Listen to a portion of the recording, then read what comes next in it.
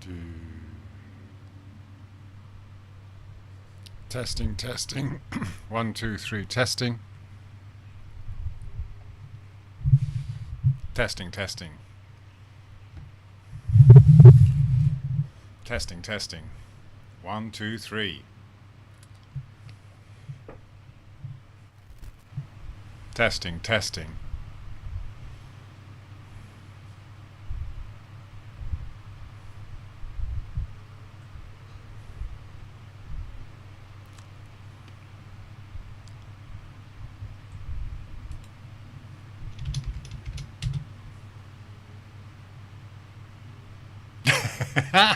Can you already hear me? Oh, okay. We're live, are we already? Okay. Hello, flat earth researchers, debaters and debunkers. Oh, I thought I was just getting it going. Okay, went straight into it. Good to see you. Thanks for coming along. All right. Hello, Liz. Hello, Blood. Oh, man. Okay, there you go. Good job I wasn't doing what I was doing earlier. Well, it's about 2 o'clock in the afternoon here in Phuket. Very sunny and hot. And yeah, you got me, Liz. Yeah. So yeah, after it's been a while. Various things have been going on. So yeah, I had to take my wife to hospital a couple of weeks ago. Very scary situation, but I would like to say how good the Thai health system actually is. Well, I can't tell you that, Liz. I can't tell you what I was doing, can I? But yeah, so yeah, life's been a bit hectic, and but finally got around to have some time to do this. And yeah, it's going to be a fun little jaunt as we talk about how. Oh, thank you, Liz. Yeah, without going into too much detail, long-term thyroid issues, which led to kind of blood and heart issues. So yeah, it required some emergency treatment and about 3 or 4 days in hospital, and lots of meds, which obviously we've been trying to avoid for a long time.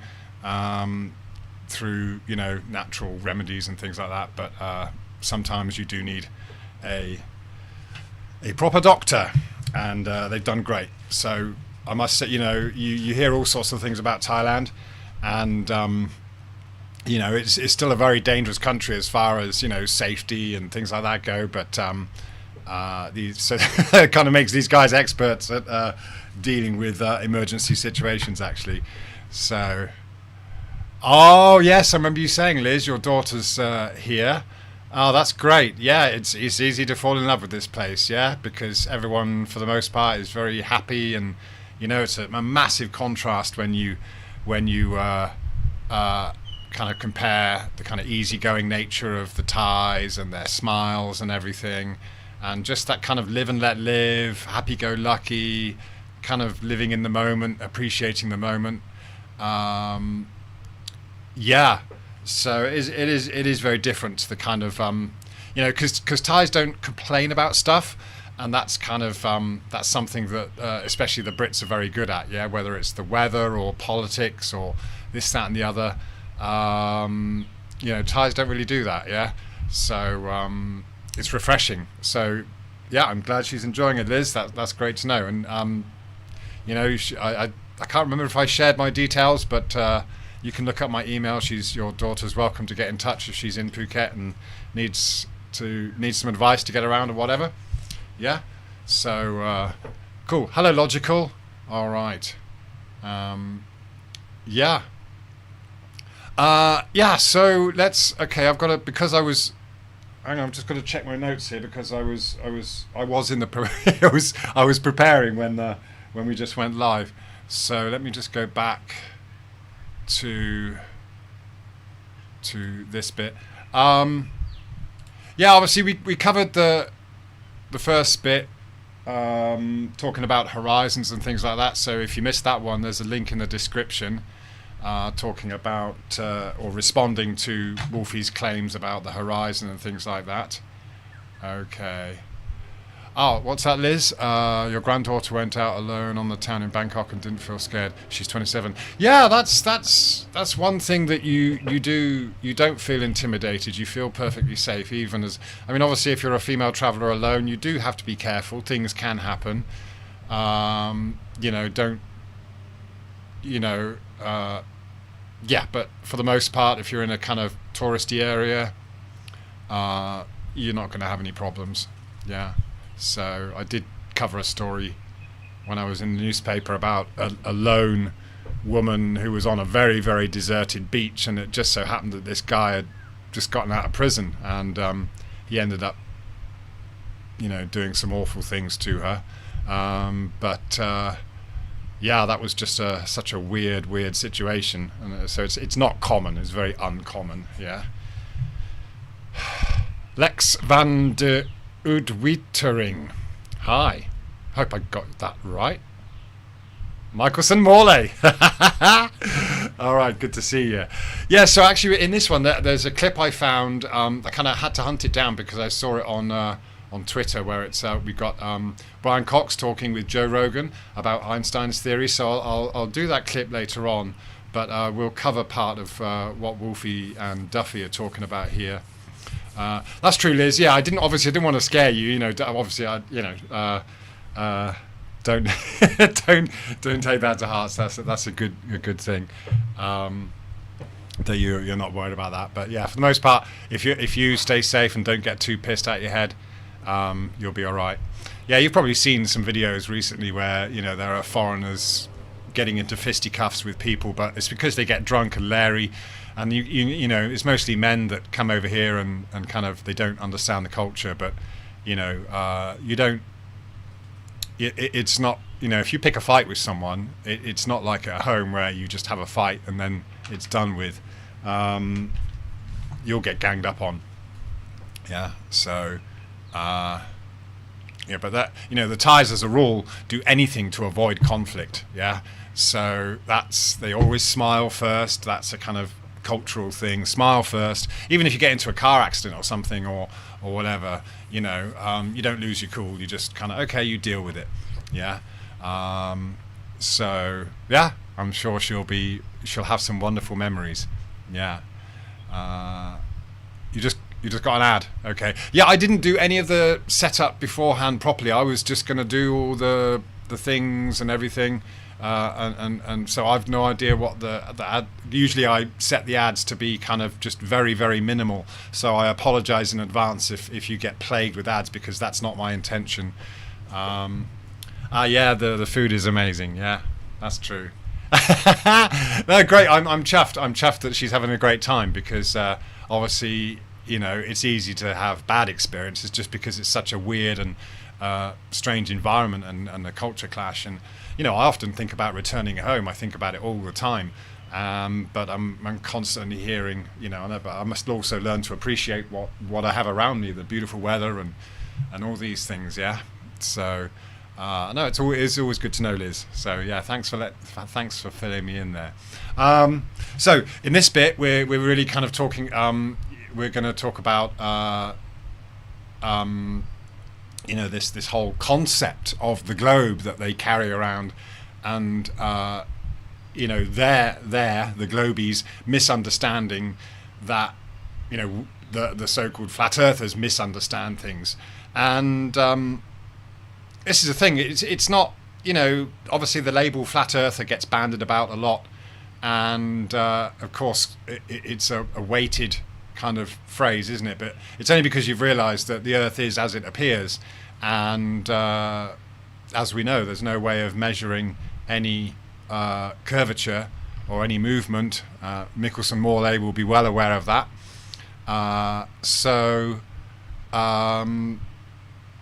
Yeah, it's this understanding that all these guys have is concepts, and we'll see this. This is a great example of how they're just demanding that you believe in a concept. So let's try and get into it. Whether or not you've seen the video, there's a link in the description to see the whole video of theirs. No harm in sharing that, so you can always make up your own mind. That's the thing, isn't it? Make up your own mind. But maybe just before we do that, again, just emphasize the fact that, me personally, as a so-called flat earther, just understanding that we're not on a spinning globe, is that I don't have this model to give you. I don't claim to know what's actually happening or what's beyond the land and the sea that we are shown on the maps. Yeah. So this is it. We've got these so-called models, and this is of course where Will Duffy and his clan have latched on to this AE map. Again, we've been through all that. The AE map is not a flat Earth model, but this is the one thing that Will Duffy grabbed onto and won't let go and won't listen to any reasoning. Making claims that flat Earthers think this and flat Earthers believe that, and that's not true at all. He's just picked on something that, in fact, I'd say these guys are like 10 years behind. Yeah, they really are, because a lot of us went through looking at things like the AE map, and you understand after a while that it's just a map projection, and that the coordinate system that's been developed over hundreds or thousands of years works. It works as you could call it a working model. So you can get from place to place. Again, people like Will Duffy will often make the claim that flat earthers think that you'd have to travel much further on a flat Earth to get to somewhere, and that's not true. That's just because it's a map projection, and so there's this misrepresentation of map projections, and actually you can have a million map projections, but again, they're all based on the coordinate system that's been derived from looking at the stars, right? So every star has a ground point, and as people like Brian and what's his name? I feel bad. Flat Earth Debate will often tell you. Nathan Oakley and Flat Earth Debate and all those people in there will often tell you that you need a flat Earth to make your measurements of the stars. Yeah, so the whole entire coordinate system is based on the stars, and of course the fact that we have a fixed Polaris. Yeah, and the globe is derived from that. So what's that? Logical observations. There is an article claiming an amateur astrophotographer took a photo of a galaxy 24 million light years away. A light year is 5.8 trillion miles. Space is a delusional joke. Yeah, of course. I mean, according to their model, then certain things will be a certain distance away, but yeah, there's no way of telling, is there? Absolutely no way of telling. And this is the thing. The whole thing is devoid of any actual measurements. We all understand that you can make calculations, and you can calculate the assumed radius of a spherical Earth and arc distances, and again, that's all based on these fundamental observations of the stars from a level Earth, looking up, using horizontal, and going from there. It all started there, and so there's this understanding that you can create models, and you can assume that one thing or the other is moving, but ultimately you can never really tell. So this is something that we're going to see Brian Cox emphasize as well. So while I remember, sorry I'm taking so long to get into this, but I think it's an important point to cover.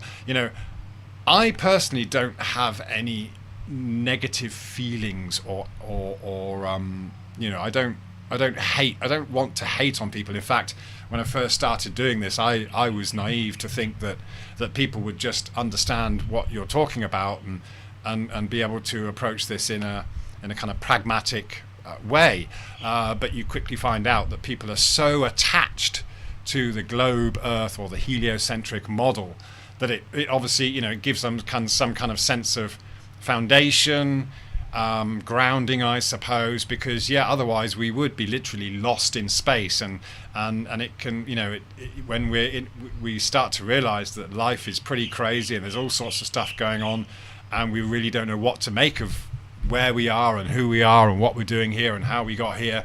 It's always very nice to have something to latch onto, right? So there's this understanding for me personally that this is how people behave.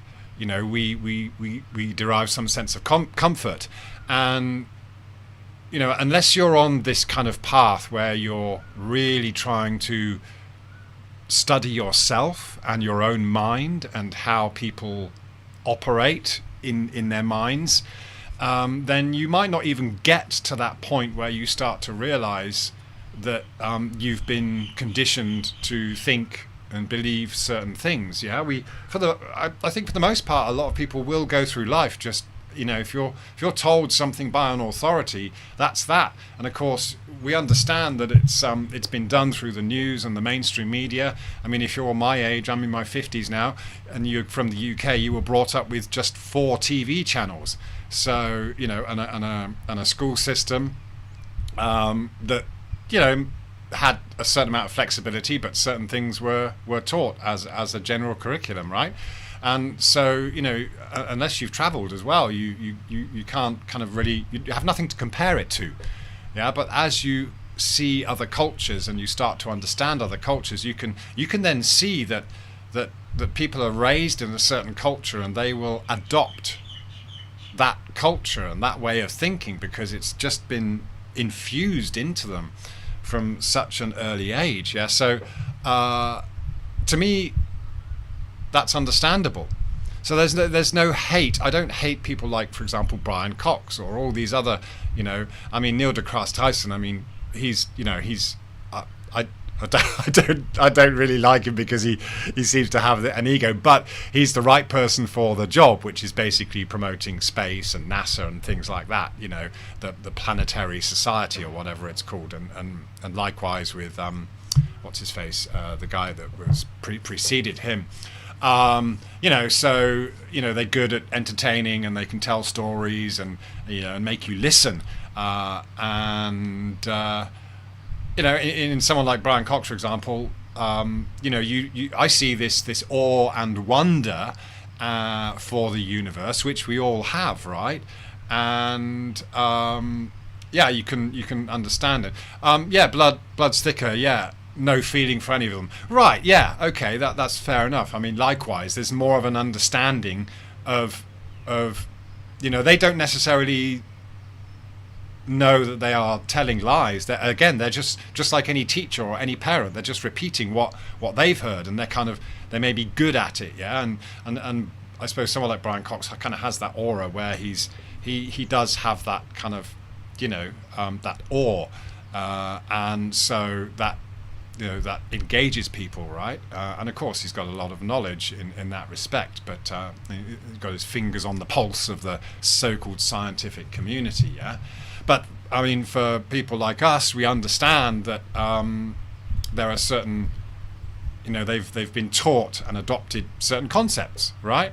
And even though they might know that, nothing's ever really been proven, and you can point out places where they contradict themselves in certain statements, they've swallowed the whole narrative, just like a large proportion of society swallows narratives about anything, whether it's the jibby jabs or the politics and all these kind of stuff.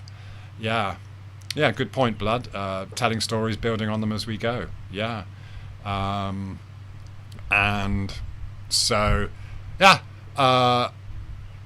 it's a shame, really. So in a way, I would feel sorry for someone that cannot. You see, this is the thing, isn't it? If you were having a so-called debate or a conversation, you could quickly reach this kind of understanding, a mutual understanding or conclusion that okay, I don't know, I can believe this or I can believe that, and I can make an assumption based on this, or I can make a calculation, but I can't make any measurements. You could I mean, in my mind, you could quickly get to that understanding that, all right, let's talk about these things.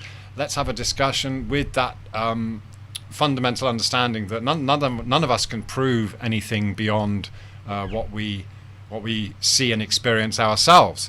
So whether it's talking about the moon landings, when someone says, I know they went to the moon, or I know that Eratosthenes measured the Earth's circumference and things like that, you're like, no, you don't know that, you believe it. And if you could just discern between knowledge and belief, that would be a really, really good starting point. And then we can discuss things without the animosity, right? DL, hard not to heavily dislike people happy to lie so deeply. I can't help but think most of the talking heads know the truth and are lying to us. Yeah, I mean, again, that's a good point, and I accept that. But again, what can you prove what they know?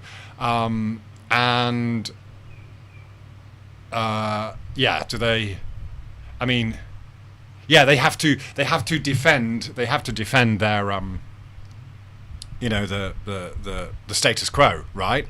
And they quickly adapt to that or adopt that. I'm thinking, but you look at anyone in any kind of job, any kind of career.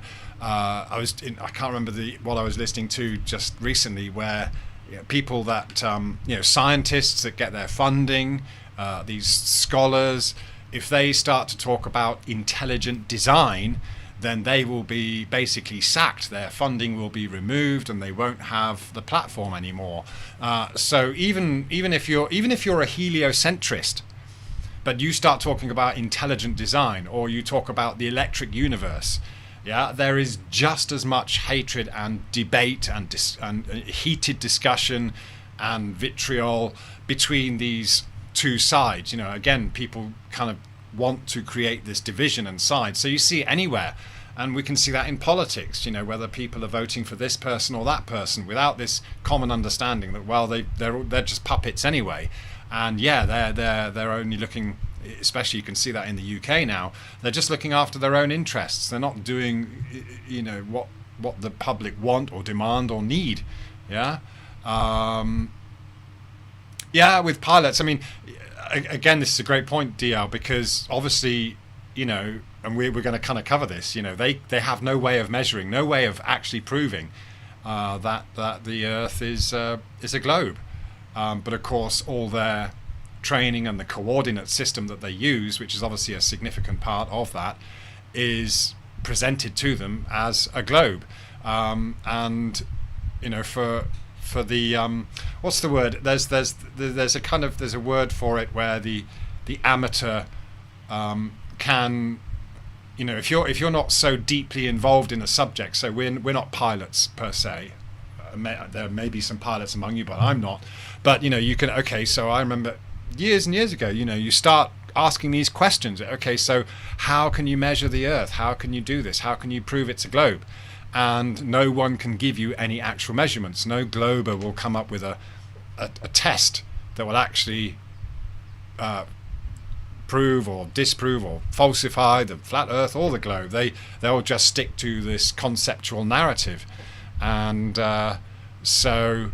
again, there's this understanding in a kind of compassion, I suppose, because really it's not about winning an argument. Again, this is what a lot of this whole Duffy thing is about. He's trying to prove a moot point. He's trying to created this false dichotomy so they can win this imaginary argument, and that's not what this is about. Hello, Emerald Rider. Good to see you, man. Love your recent videos. Very, very, very trippy. Go check out Emerald Rider if you haven't. Yeah, he's got some good stuff going on there. Yeah. So let's just see if we can listen to this very first part of what they say, and then I'll stop it. Yeah. Now, there seems to be a huge misunderstanding when it comes to flat earthers and aviation. And this huge misunderstanding leads to things like them thinking taking a spirit level on a plane would somehow settle this debate over flat Earth and globe? What is this misunderstanding that they have causing them to come up with these bizarre experiments? It comes down to one thing. They do not understand how up and down works on a globe. If you could pass me that globe, I could. All right, before he gets into it, okay. Okay, the spirit level experiments, yeah? This was something that a couple of people have done. D Marble has kind of just disappeared from the scene, but he took a spirit level on a plane, and yeah, there was no change. And I did a couple of videos, you know, using spirit level and various tools on the phone, yeah, covering about 10,000 kilometers. And so the point here is, yeah, we're trying to say, can you show us a way to actually measure the curvature that you believe in? Yeah, pass me the plastic toy. Sure will. Yeah. This is it. You know, it's like, because the flat earthers were the first people to start trying to measure the curvature. It's like, okay, you know, the whole perspective argument about flat Earth makes sense. You understand that it's, you know, the globe Earth has been derived from perspective. So, okay, let's see if there's a way that if we can see the curve. You know, we've sent balloons up and things like that. You know, this is back in 2015. People were doing all this kind of thing. And we're basically saying, hey, pilots, professionals, scientists, please demonstrate for us a way that we can measure curvature. And if you're not going to do it, then we'll have a go ourselves. So, you know, taking a spirit level on a plane is not the be-all and end-all of it. That's just one example of how nothing actually changes. So, you know, if you're telling us that you go 10, 20, 30 degrees in a certain direction, then can you measure that change in degrees? Yeah. So, you know, Will Duffy's already kind of making a false claim there that we don't understand. It's just like, no, we're trying to do your bloody job for you. We're trying to do the scientists' jobs and say, hey, let's come up with a way that we can prove one way or the other whether there is curvature or not. Yeah. And early on, I was dealing with Wolfie when he came on the scene. I can't remember when it was exactly. But I thought, great, okay, here's a pilot who is an ardent believer in the globe. I mean, yeah, the globe. So let's, you know, tell us how you can prove it. Show us how you can measure it. And then you do your research into inertial navigation systems. And you realize that, well, you know, what Wolfie's going to talk about here is merely conceptual. You know, the direction of down doesn't change. So let's go on with this, because maybe before I, yeah.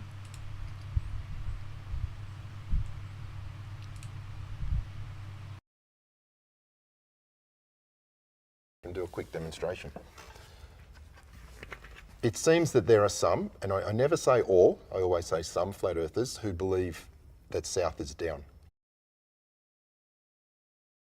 Okay, gotta stop him there. So, you know, that again, that's a misrepresentation of flat earthers, a false claim that we think south is down.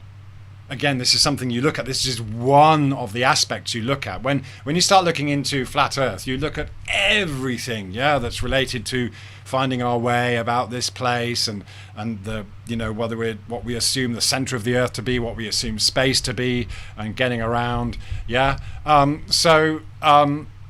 No, we don't assume south is down. And actually, this is the thing. When you look at a compass, the cardinal directions, north, south, east, and west, are all horizontal, aren't they?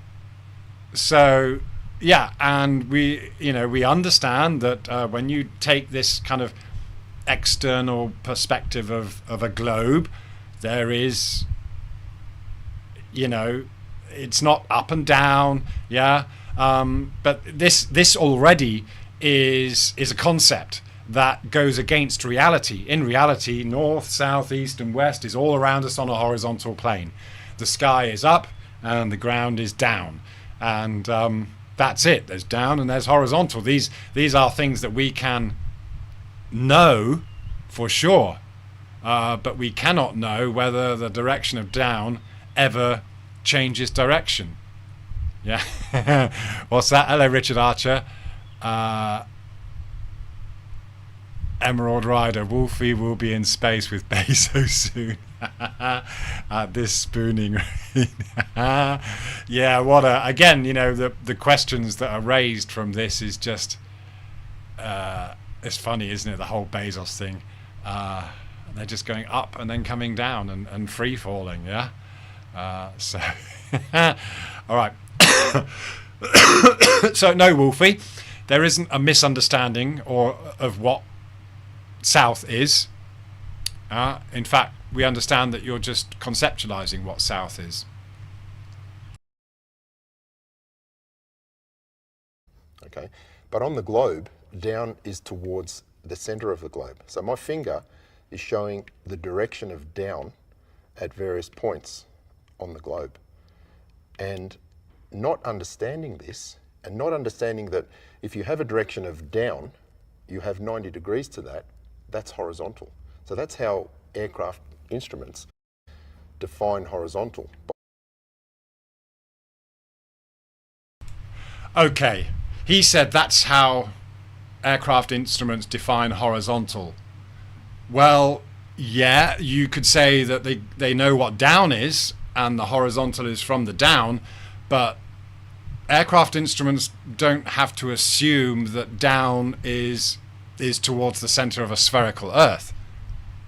So there, especially an inertial navigation system isn't assuming that it's flying above a planet with a certain radius. It's just taking it's starting with its local down and its local horizontal, and the flight path is worked out from there as you go along.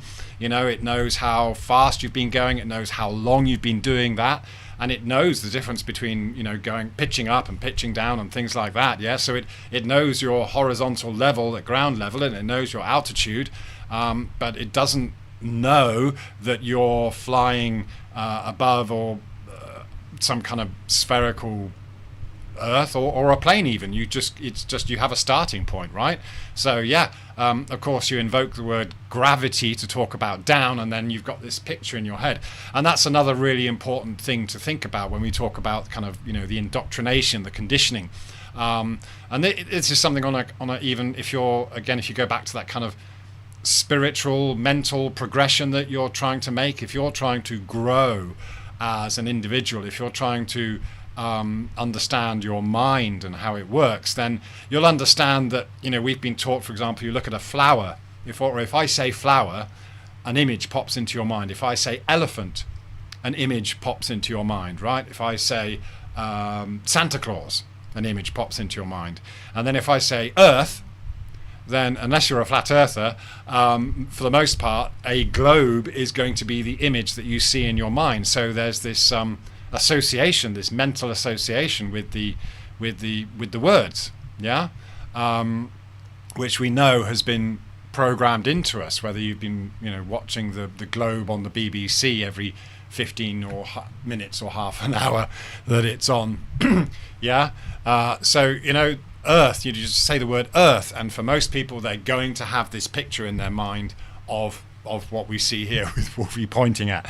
And of course, his claim, and this is, you know, he's had 10 years for him to understand that we all understand the concept. Again, what are they? He's using a plastic toy there.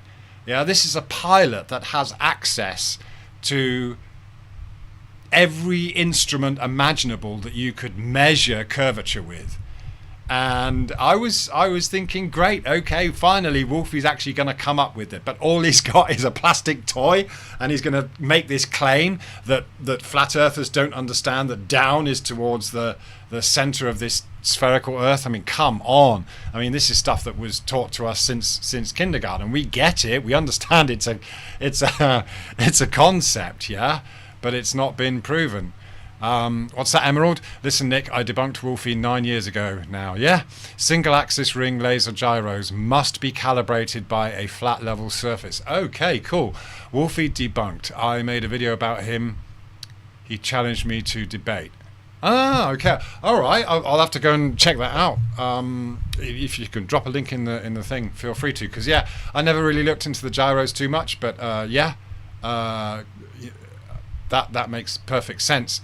And the thing is, when Wolfie wants to debate you, what he will do is refer to this concept, and he'll refer to the coordinate system, and he'll say it only works on a globe. And when he makes these challenges, okay, hey, flat earthers, why don't you come up with a flight plan based on your flat earth? You're not allowed to base it on the globe. So yeah, you know, in this case, you know, for example, was it DL you mentioned earlier? Yeah, I think, you know, Wolfie understands. You know, he's smart enough to understand that he's just talking about a concept. So when he wants to debate a flat earther, he's never going to come up with measurements. He's always going to come up with concepts and make this claim that you don't understand the concept, or you can't do the mathematics associated with the concept. So you're wrong. Yeah, and that's all he can do is you know, again, just like Duffy.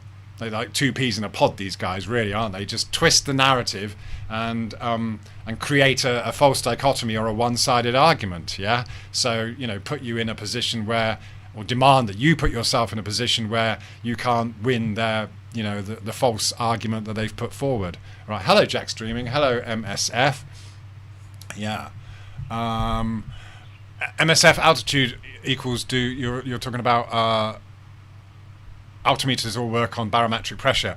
I'm sure there are other ways of knowing too, but I mean, that's one of the main things, isn't it? It's one of the things they use. But again, that doesn't prove anything, does it? I mean, okay, there's no denying that air pressure changes as you gain elevation, but that doesn't mean that it's curved, right? Yeah. So, yeah. Yeah, again, so total kind of false representation of the flat earthers. Yeah. Anyway, let's hear some more. By knowing the direction of down and going 90 degrees to that, that's horizontal. So when we talk about pitch attitude, we'll come back to that later, the horizontal that they're referring to is 90 degrees to down, and that direction of down changes around the Earth. Okay, so yeah, again, 90 degree perpendicular, 90 degrees to down. Yeah, that's fine. It's, you know, it works. We understand how that works. But then he said there that the direction of down changes. So this is what, you know, if you want to prove the globe and you have the instruments to do it, then what you need to do is actually prove this concept that the direction of down does change. So already you have a contradiction, because he's going to say the direction of down doesn't change. But here he's pointing out that it does change. And of course, yeah, if you do that, it does change. So there must be a way to measure this. If there isn't, just say, we don't have a way of measuring it. Yeah? That's fine. And okay, so then, but they know that leaves them with nothing but concepts, yeah? Justin Johnson, hello. My down identifies as this direction. Yeah, I identify as a yeah. Okay, so yeah, keep. You know, this is it. A normal pragmatic person who's trying to learn will just, okay, if you've contradicted yourself, that's the kind of thing that you would say, okay, how do I prove it one way or the other? You know, what do I do to actually create some sense of certainty, yeah? Anyway, let's carry on. If they could understand that, most of their claims and arguments are just empty, worthless worthless information because it does not apply to the situation. Again, yeah. What's the claim? The claim is that the Earth is a level plane, and for all practical measurements and purposes, the Earth is measured as a level plane. Whether it's inertial reference systems, whether it's water, whether it's surveying, whatever it is, any kind of practical application, flying, navigation in all its forms, relies on the Earth being a level plane. Yeah. So physically, practically, yeah, it's level, and that's how it's measured. Yeah. So again, he's just totally misrepresenting flat earthers. Yeah. Oh, MSF, you're Australian. Yeah. I thought of a point just then. Damn, it will come back to me. Yeah. Let's carry on. On the Earth. Now, I remember Rob Skiba, before he passed away, was talking about taking a spirit level onto a plane. Probably most famously, D. Marble, a flat earther, Yes. not only took a spirit level on a plane, but also filmed it. Yes. And they seemed to think that this shows that we don't live on a globe and that the Earth is flat. The biggest misunderstanding that I see on this particular spirit level thing is in their assumption, based on where you start on the globe, the spirit level would maybe look like this. Yeah. If you started here, and then as you traveled along the globe, it would change. So, but what they're not acknowledging is that no matter where you are on the globe, you're going to start here. Yes. And so let's demonstrate that here. I'll let you hold this. The difference is, if I can just show that, flat earthers think this should happen. Yes. But what actually happens if you hold the spirit level is this. So the spirit level is always at the position of up, because up is opposite to down, and down is always towards the center of the globe. Oh, it's brilliant, isn't it? You know, so this is a fantastic example of that kind of bigoted, single-minded thinking, where they, you know, this has to be subjective. It's not objective. So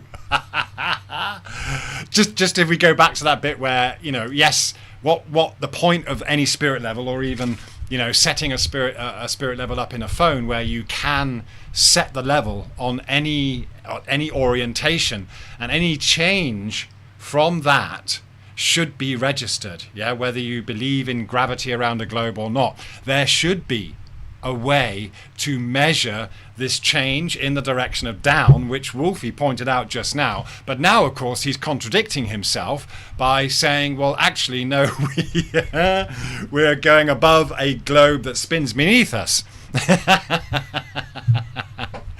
Now, all you got to do is just imagine another aircraft going in a different direction.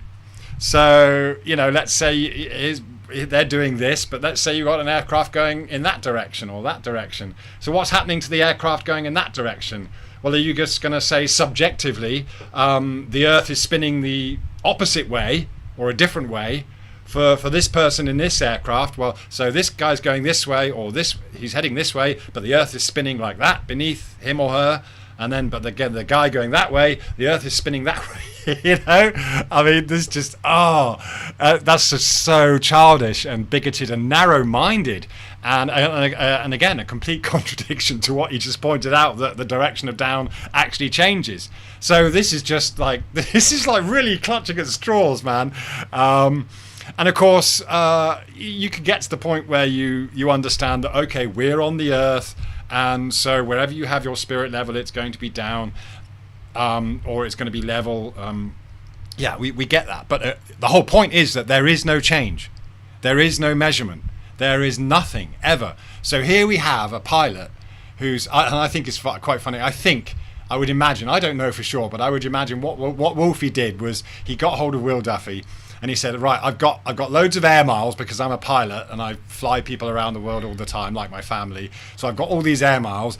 I'll give you a free trip to wherever he was going, wherever this hangar is in Australia or wherever it is. He said, okay, Duffy, I'll give you a free trip and you can come out and interview me. And obviously they've got this thing set up so Wolfie can look at the camera and this and that. It's all kind of, it's semi-professional setup.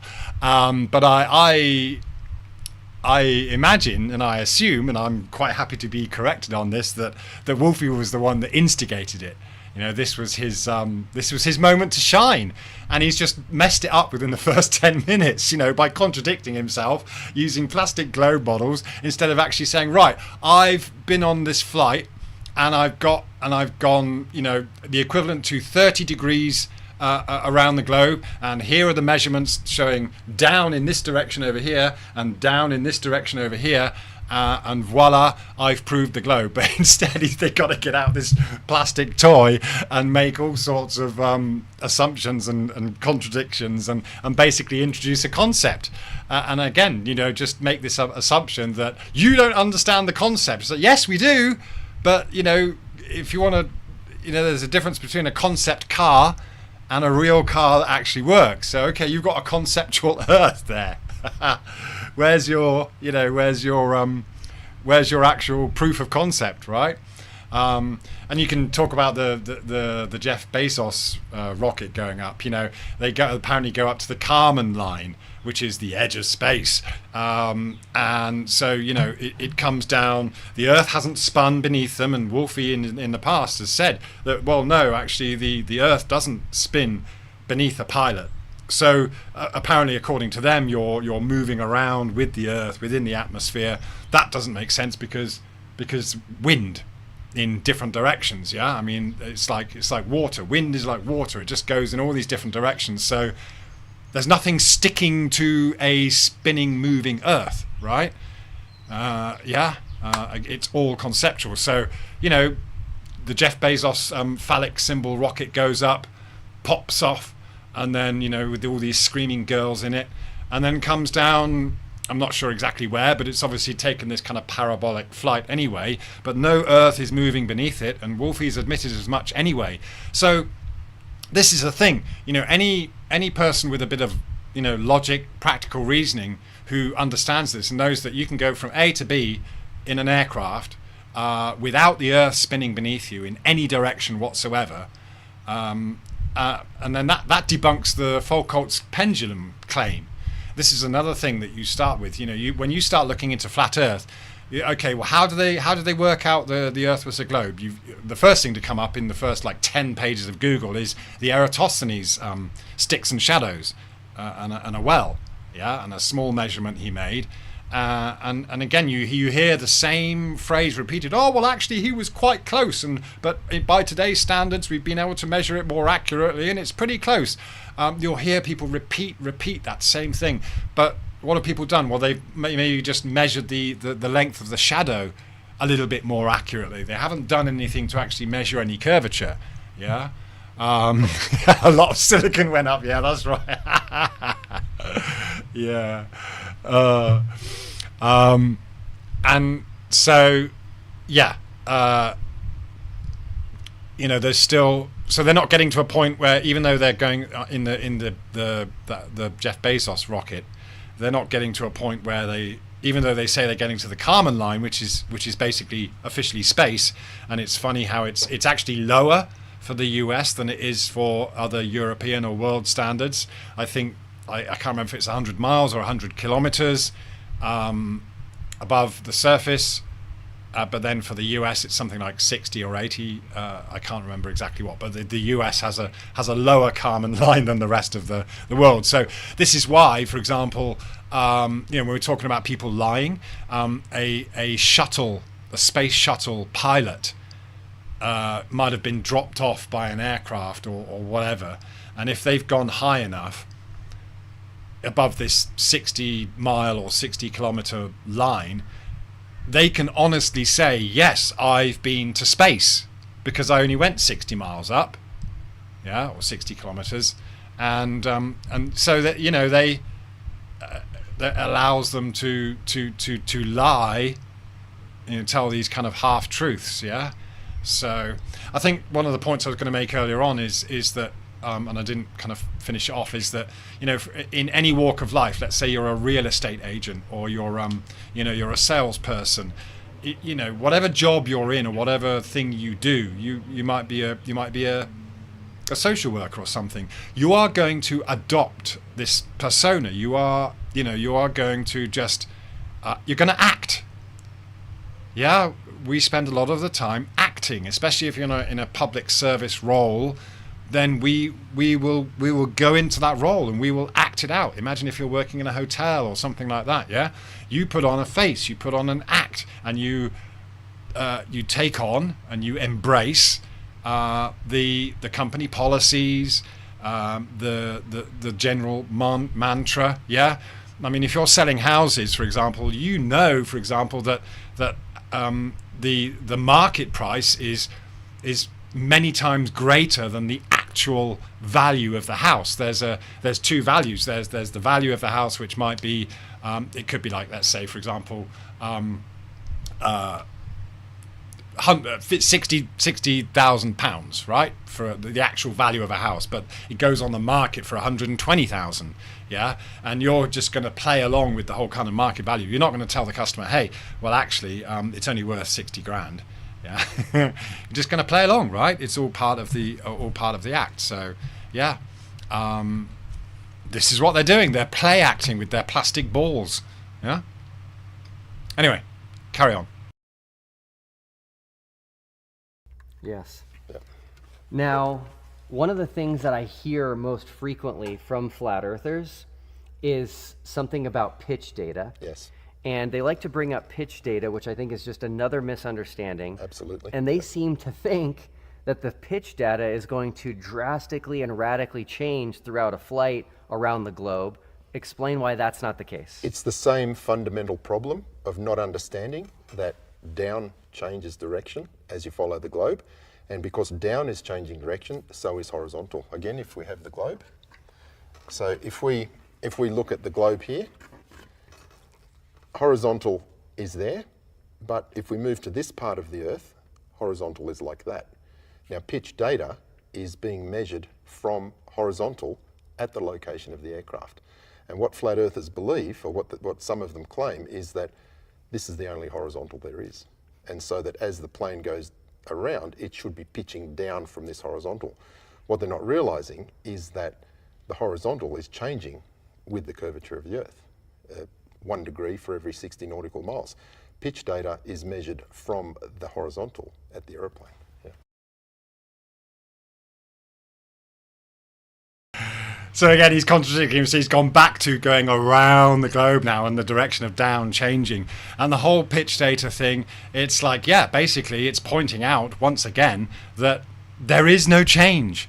There is, if you've started off here, regardless of what you assume horizontal to be, which is, perpendicular to down, and you're pitched slightly up, then yeah, there is going to be a point when you have to pitch down from your original horizontal. Even if you're pitched up, there's going to be, you can't carry on doing that around the globe, can you? Because you're just going to end up, it's all going to be skew with. And this is another point, and it's something I've asked Wolfie time and time again. Okay, if you're saying and claiming that the direction of down changes, but horizontal doesn't because it's moving with gravity, blah, blah, blah, then okay, then how would you measure horizontal? There's got to be a difference. If your horizontal is a bendy horizontal that way, then there must be some measurable difference. So what does horizontal become? What does true horizontal become? Because this is pseudo horizontal. This is curved horizontal. If you're saying that horizontal doesn't change, even though you're going around a globe, even though, then where is the actual measure of this horizontal? Again, this, and if you're, if you're flying, this is really important. But this is where they go into it's all done with barometric pressure. You get an excuse. Come in that whether you just, Wolfie will make this argument about pitch not changing, even though you're going around a globe, but then to justify that, justify that there's no difference between not being able. Again, it's just an avoidance of the question. It's like, what's the difference between curved level and horizontal level? There must be a measurable difference. And they say, oh, but you don't understand because altimeters use barometric pressure. And again, that just goes back to this assumption that the pressure gradient, which no one denies exists, is curved rather than level. Yeah. So, and this is the thing. This is why these two people like these. This is a fantastic example of why flat earthers exist. Because when we ask for the scientific proof, the scientific measurements, the practical applications, all any of these guys can come up with is plastic ball concepts and claims that you don't understand. And it's like, yeah, we understand there's a difference between horizontal level and curved level. Can you, as a pilot with all this instrumentation, demonstrate the difference between curved level and horizontal level? Or demonstrate or measure this distance to the center of your imaginary spherical Earth? No, you can't. You've got to come up with excuses, and you compartmentalize everything. So every time, again, this is why, the flat earther or the truth seeker is, good at lateral thinking, at kind of like, whereas what you have with the glober is very compartmentalized stuff, just like in the military. And when you get this argument, oh, well, thousands of people would have to be in on it. Well, they're not. This is it. They're all just believers. Just like Wolfie and Duffy here. Yeah? They just believe the consensus and they're going to stick to that, and they're not going to question it. They're going to avoid anything that is actually scientific because they want to hold on to that belief. And again, this is an identity thing. And this is why flat Earth is such a good vehicle for discerning between knowledge and belief, like we were talking about earlier, right? It's just, okay, can you not just reach an understanding that, okay, I believe this, but I don't know it, and I can assume this, but I don't know it, and if I want to know it, I have to be able to measure it. Yeah, it's really, really simple, and this can apply to any aspect of life. Whether someone's telling you your girlfriend's cheating on you, are you just going to believe them and maybe think, well, okay, have I got any actual evidence? Have I got any proof? Or am I just believing what this guy's telling me? And does this guy want to get into my girlfriend's pants? Is he telling me for that reason? Or is there another reason? Or does he just hate me and want to get me into trouble? Or is there something else going on? Are you just going to just unquestioningly believe this guy that's telling you, your wife's cheating on you? Yeah? Of course not. Yeah, you're gonna. Well, I mean, you might have a knee-jerk reaction, but you'd be a fool to just believe him, wouldn't you? Yeah, without doing some investigation. Yeah. So this is the whole. These two guys are why flat earthers exist. And again, I commend Duffy and Wolfie for giving us more material, for proving what we've been saying for the past decade. Is that you guys have no measurements, you have concepts, you have belief, you're holding on to your identity, and again, someone like Wolfie, you can, it's a very, kudos. If you're a pilot, great. If you've achieved something in your life, fair shout to you. Okay, cool. You've had to go through struggles and you've had to, sometimes things get handed to you on a silver platter, but it takes a certain amount of gumption or whatever. You still have to work hard. Things never last unless you keep on fighting. Yeah. So someone who has become a pilot and achieved success in their career will have had to step on a few toes and maybe step on a few other people, climb on other people's backs, yeah, to get there somehow. Yeah. You'll have to have fought. Yeah. You have to have that kind of winner attitude. Yeah. Again, there's nothing wrong with that. It takes all sorts in this world to make this world work. Yeah, you've got all sorts, but what you have here is people that are just clinging on to their identity. So yes, if you've achieved something, and it comes down to, so when you get asked, what do you do, by someone you just met. And well, of course, this is going to be something that in their eyes kind of tells them whether, you know, are you on a par with them? Are they better than you? Are they superior to you? Or are they below you? I mean, this kind of question is often like it's a way of assessing, you know, where you are in relation to that person. Whereas really my mission as a life goal really is to kind of understand that we're all equals in many ways. We're all different, but we're all, you know, we're all having a different experience. Yeah, we can't all be pilots.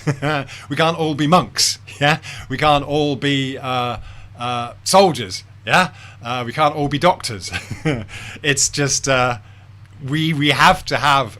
I mean, we must celebrate this individuality, this creative process, this whatever's actually happening in the world, where you know, different people are contributing to the collective, right? I mean, you cannot have a world where everyone is doing the same thing. Otherwise we'd be totally fucked. Yeah.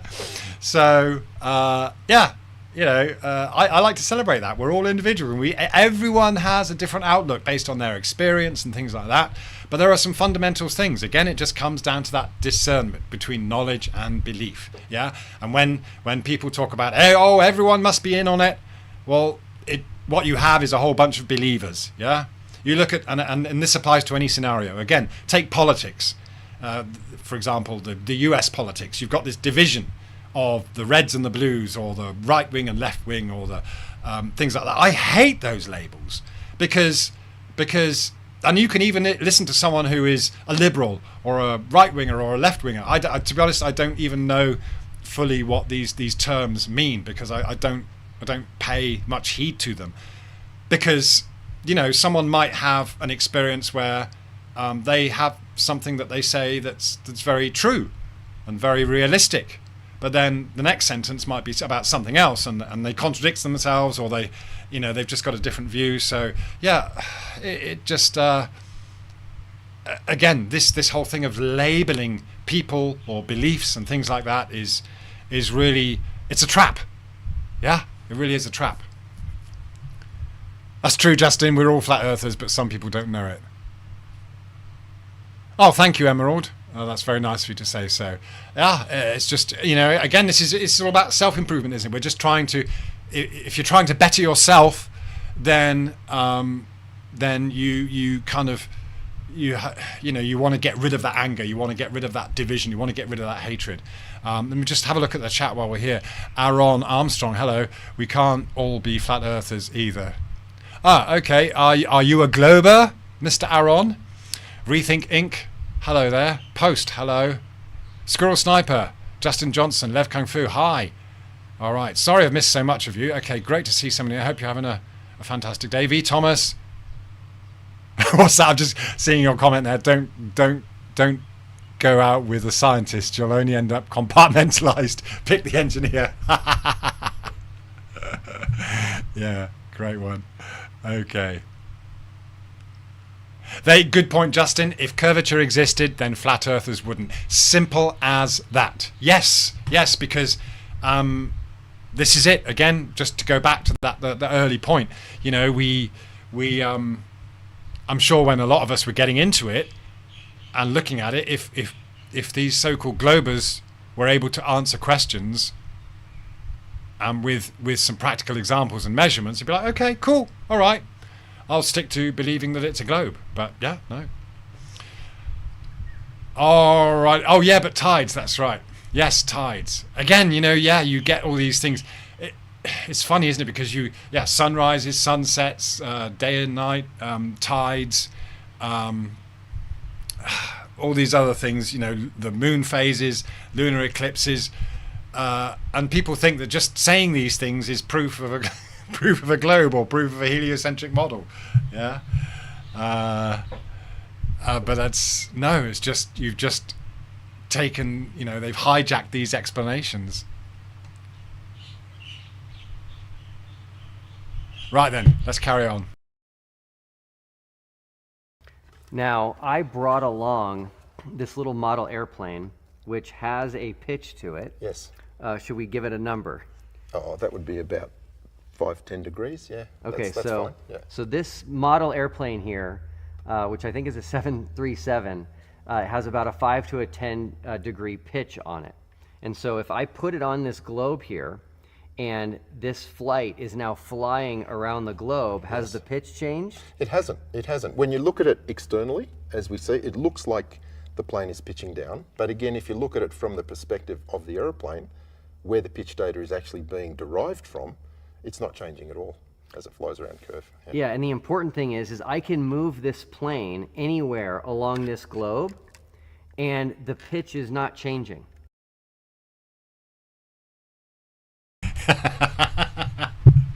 Oh dear. Again, a contradiction from this original thing where he's saying that the pit down changes direction, but now it's not changing direction. But then just then Wolfie moved the plane, or I can't remember if it was Wolfie or Duffy, moved the plane around the world saying the pitch changes but it doesn't, and then jumping between the external view and the subjective aircraft view. And this is what Globers do all the time. This is their safety net, because as soon as you get a question, so okay, again, show me this measurement, and on the Earth, in reality, we're flying or we're navigating or whatever we're doing on the Earth, show me a difference between a horizontal level and curved level or whatever in our subjective situation, and they'll jump out to the globe, or away from the globe, and be in space. So again, it's just concepts. You're jumping in and out of concepts. So as soon as you want to bring these people back down to Earth, back down to reality, back down to our practical real world experience, they jump out of it into this conceptual imaginary thing. And again, this is something that we realized early on, that we don't have any real photographs of the Earth from space. We don't have any images of the solar system. It's all conceptual, the whole thing, all conceptual. Yeah. And maybe there are some mathematical proofs, but that's because of calculations, not because of measurements, right? What's that? DL, pitch data is derived from the gyro, which would be moving as it navigated around a ball. Right. Yeah, again, this is, in fact, this is something that, Wolfie's tried to point out, that you've got, the pendulous vanes in a gyro. Now, a gyro will precess, okay? There is this rigidity in space, but it will also precess. And, of course, they failed to talk about gyros that are placed in this plane of axis rather than that one. But okay, gyros precess, and yes, if you move a plane about, if you're doing aerobatics and acrobatics and things like that, then yeah, your gyro is going to get shoved about. And yes, we know that if you push a gyro in a certain direction, it will go off whatever you call it, tilt or kilter. Yeah. So yes, the pendulous vanes are a way to bring it back down, to keep it centered on its level. It's not, this doesn't prove in any way whatsoever that a gyro is following some magical curvature of the Earth, because gyros themselves defy gravity. You said it's spinning in a certain direction, and it will pretty much remain fixed in that orientation, right? Rigidity in space. Now, admittedly, yes, it will get knocked about, and so that will put off its rigidity. So a pendulous vane, or pendulous vanes in a horizontal, an artificial horizon or whatever, will keep that gyro pointing down. That's all it does. It just keeps it pointing down. Again, you've got contradictions. Wolfie says the direction of down changes around the Earth, but then it doesn't. It doesn't actually change. And then he says that it follows. It's being pulled down by gravity. But that would make it totally useless. So again, even if that's your claim, then there should be a way to, if you're saying that okay, the gyro does follow gravity, then around a globe, then where is this measurement of horizontal? Again, it comes either way, whatever excuse or compartmentalized bullshit you come up with, there should be a way to measure that. Yeah, but they don't have it. So it's just jumping in and out of, down to Earth, out to space. And again, one magical thing about flat Earth is that you do come back down to Earth. You're not lost in space. You're not lost in these concepts. Yeah, I think one thing that's very attractive about the whole space thing is that we live in a crazy world, and a lot of the time we want to seek some peace. Yeah, sometimes you just want to get away from it all. That's so you could meditate. You could do this, or you want to escape. You want to play some video games, or watch a movie, or something like that. Yeah, and so space is the same thing. It's just this escape from reality. Yeah, and really we have to find other coping mechanisms. So I think it is a coping mechanism. Yeah. Mintakazu Scotty dog, that double pendulum is chaotic. Oh yeah, that's mental, isn't it? Yeah. What's that? Liz the Iron Maiden, I'll be checking the horizon again a week tomorrow at Logical. You're heading back to America. All right, well, yeah, do that. Take a spirit level with you. Yeah. Emerald Rider, I'm the only one to not join the travelling men in my history, lad. Yeah, it's funny. I saw Level Earth Observer's video, the latest one, and I honestly didn't know that. I didn't know that the word travelling man meant that you're a Mason. So that was really insightful, actually. I didn't know that. Yeah. So again, yeah. So.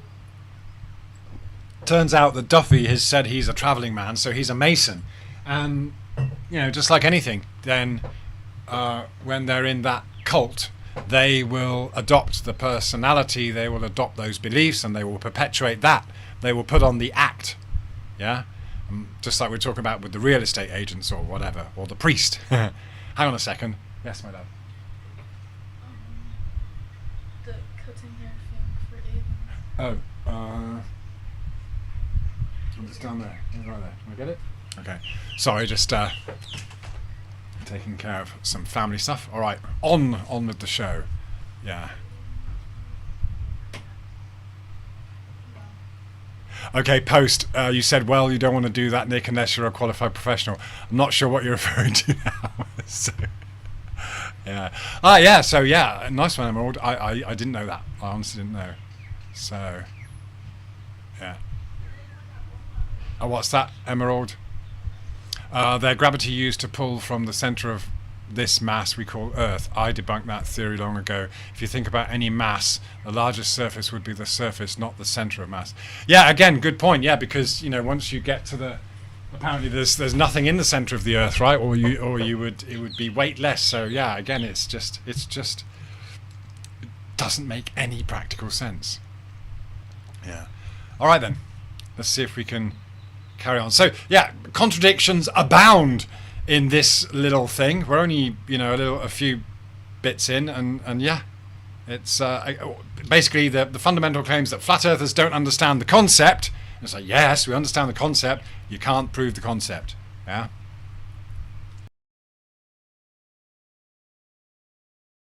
So understanding the globe model and the globe predictions is important because planes can fly over the curve and the pitch doesn't change.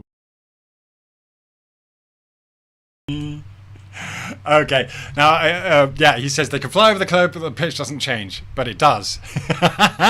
It does change, but you can't measure it. And another one of Will's favorites is talking about predictions.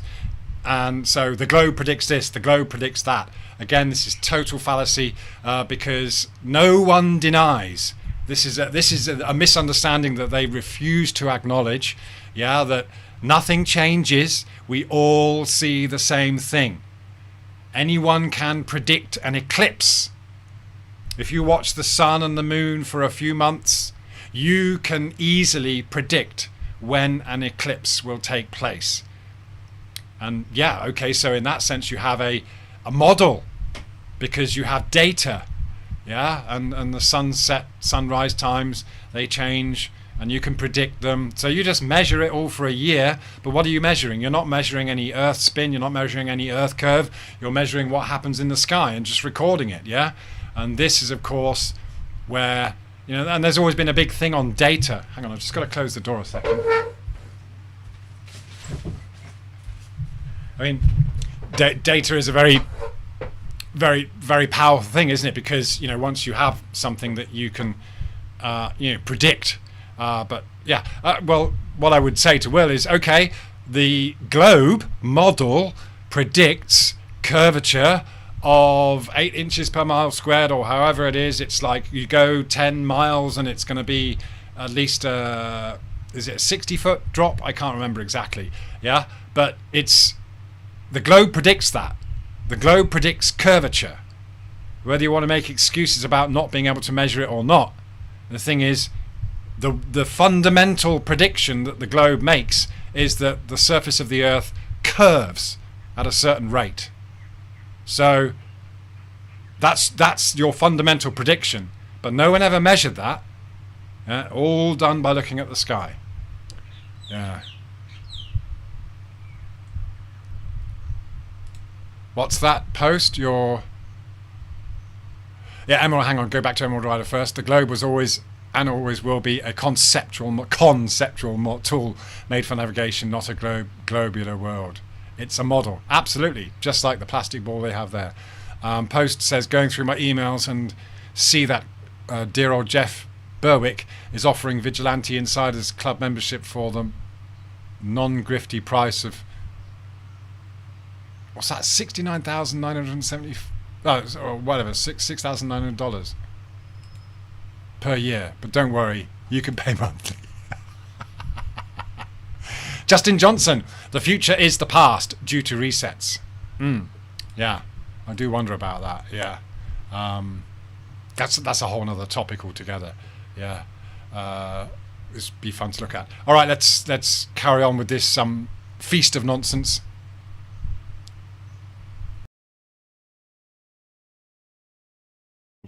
And so for people to really understand this, it's from the perspective of the plane. Absolutely. And again, if we do that same demonstration, the plane is there. What the plane is seeing is this. The pitch data is being derived at the aircraft. So they just, again, you just got to go back and forth, compartmentalize. I mean, do these guys really know what they're doing? Do they actually do they have the smarts? Do they have the intelligence to realize that they've just made these contradictions and they have to compartmentalize everything, go backwards and forwards? Okay, so 1 minute the plane isn't moving, the Earth's spinning beneath it, but again, you know, ignoring what all the other millions of planes in the air at the same time are doing. They're all it's all different for them. Yeah, I remember once showing like a thing where you've got, you know, those maps where you've got the two hemispheres in circles laid out next to each other, like two azimuth projections, one from the North Pole, one from the South Pole. And then basically, if you were following a map, you could just rotate these until you've got your particular, if you're going across the equator, for example, you're going from the north to the south, then you would just line up these two hemispheres and you would go in your direction. But of course that would be subjective, but this is a thing, again, this is the thing with the azimuthal equidistant map, for example. It's subjective because basically it's taking the North Pole, an arbitrary point that could be anywhere really, as the center of the map and then spreading everything out from there.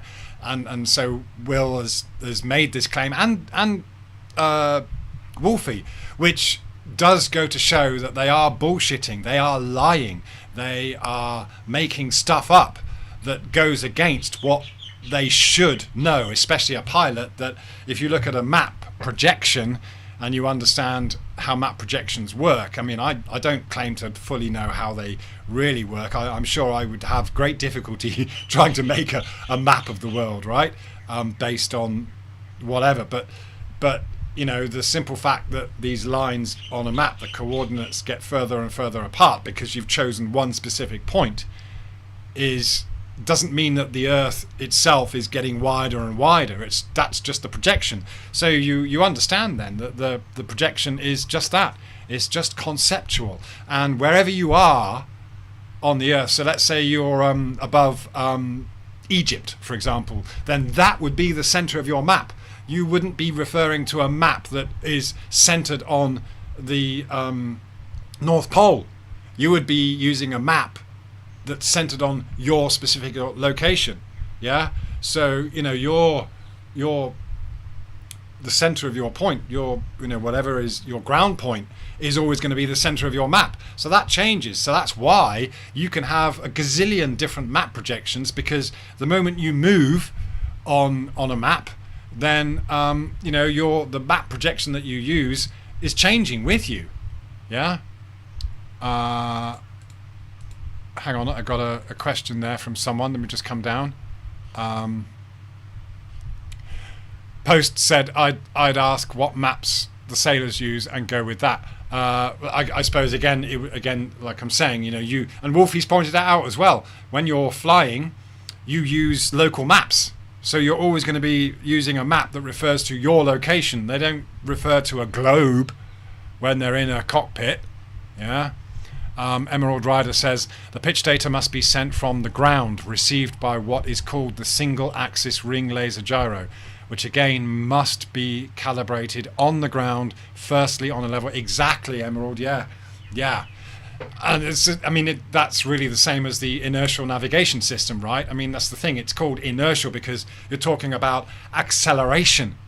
Isn't that what inertial means? You're talking about, so it's measuring how far and how fast and what direction you've traveled from your start point. And that's why it all takes a while to get things going. Yeah, you've got to basically tell the computer where you are. And okay, it's going to refer to a coordinate system and follow that coordinate system. But the pitch is not going to change, really. You're not, pitching around and all that jazz. Yeah. What's that post? Just don't ask Lloyd's Maritime Atlas, as it does not mention Antarctica by a single word. Really? I've never heard of that. Lloyd's. Okay, I'll look that up. Thank you, Post, for that. Very informative there. Lloyd's Maritime Atlas, as it does not mention Antarctica by a single word at all. Not even listed as a reference thing. Wow, interesting. Okay. Yeah, well, again, we're shown ice for the North and the South Pole, but then it wasn't until many years later that you realise, well, actually the North Pole is just in the middle of the sea. There isn't any ice there. It's just water. Mintaka Zoo Scotty, have you changed your handle then, Zoo? Is that Zoo Scott?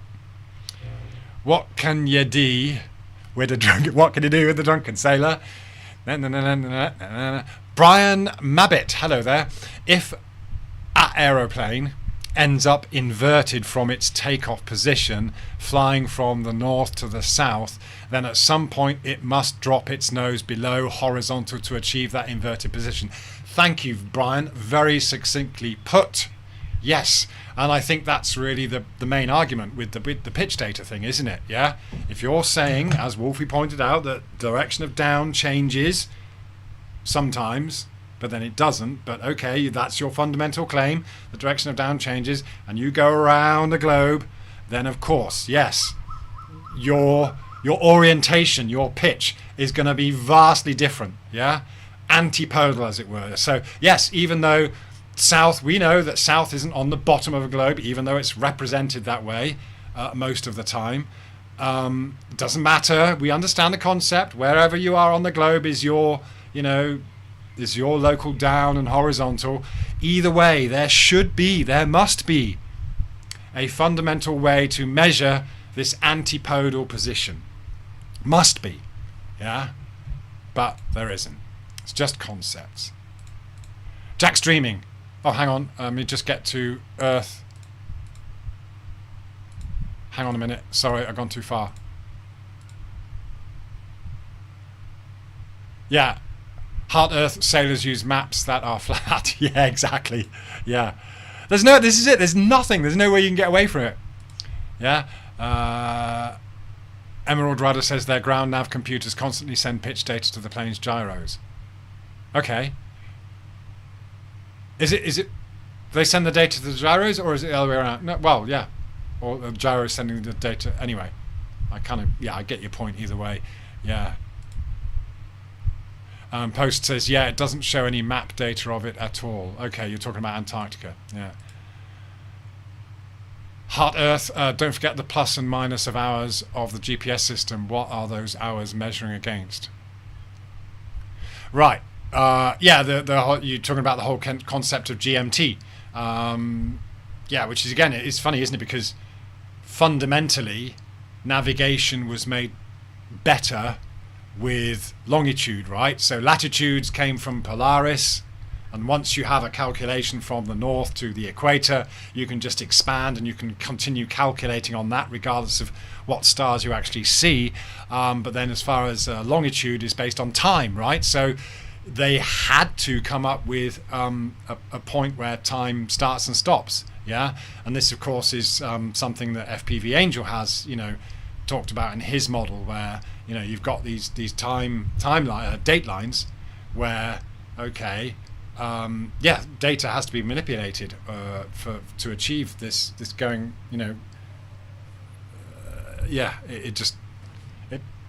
It's all conceptual. It's just imaginary. These timelines, date lines and things like that. Yeah, it's just totally conceptual. We can't. Yeah. Again, the Brian Cox thing would kind of briefly talk about time and relativity in a minute. Jack's dreaming. I saw an interesting comment in an unrelated post the other day. A woman who is a flight attendant said she often wondered why it took so long in the air to get to some places. Right.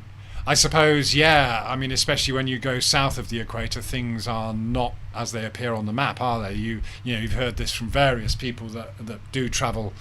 I mean, you're either way. If you're a pilot, and Wolf, I think he points it out in this interview, but I don't think we're going to cover it. But a pilot goes from waypoint to waypoint. Yeah, so that's all you're doing. You're going from one point to another. You might be traveling 500 miles or maybe more or less, I'm not sure, but you've got these waypoints, and then you're rechecking everything. And anyone who's navigating is constantly checking where they are, based on the time and the distance and the speed. It's all, as Emerald Rider said, it's all based on that, where they started from and where they are, and it's a constant constantly adapting to where they are. Okay, just have a look, a few more chats. Heart Earth, exactly. They're measuring the sky and the North Star. There's only one direction. Yeah. Okay. V. Thomas, all the research money is still in dark matter, even though it was disproven last year. Who else is tempted? Dark matter. Yeah, again, when I was trawling through the interviews of Brian Cox and with Joe Rogan, I mean, the one thing which I wouldn't disbelieve is that there is this constant consistency in the understanding that you've got a certain percentage of stuff which is this or that, and they call it dark matter or dark energy. There's a difference, right? And other stuff, but that's all they can do, but they're in the scientific community. You would never ever have anyone dare to say, well, is space water, perhaps? Because that becomes biblical, that becomes intelligent design, and all of a sudden that's not science.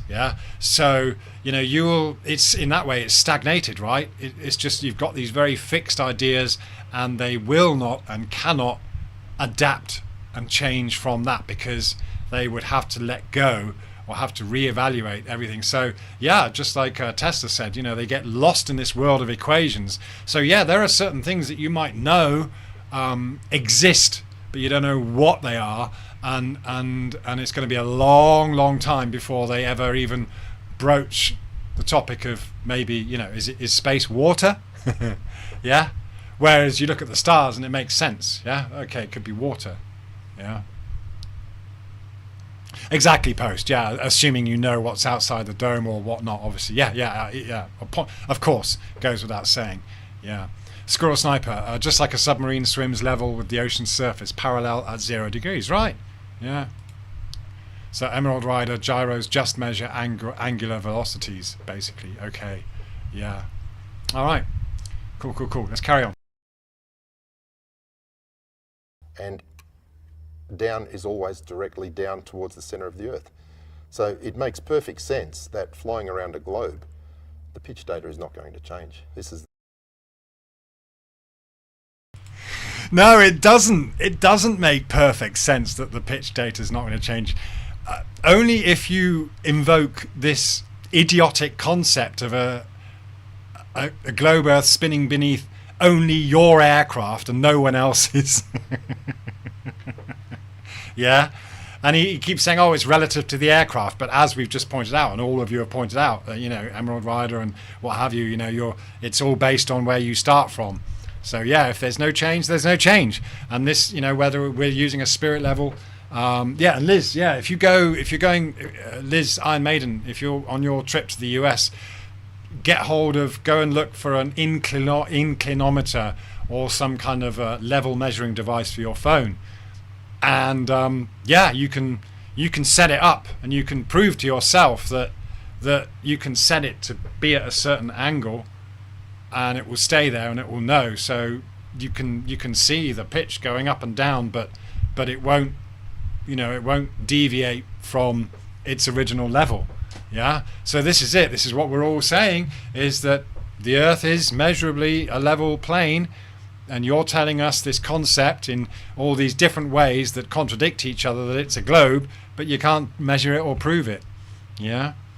I can't remember if I covered the point we were going across there, but anyway, let's carry on.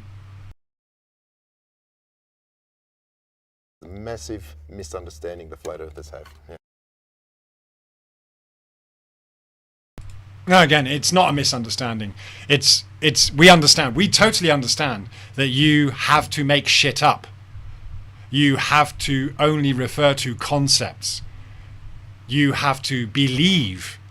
And, you know, basically all any of these globers can do is insist that you come back to your belief. And that's why it's a cult. Yeah. I did want to maybe make a separate video about this, but it's come out now. So, Wolfie and his ilk will often assume that flat earthers are a cult. Now, there's no denying that there is cultish behavior, right?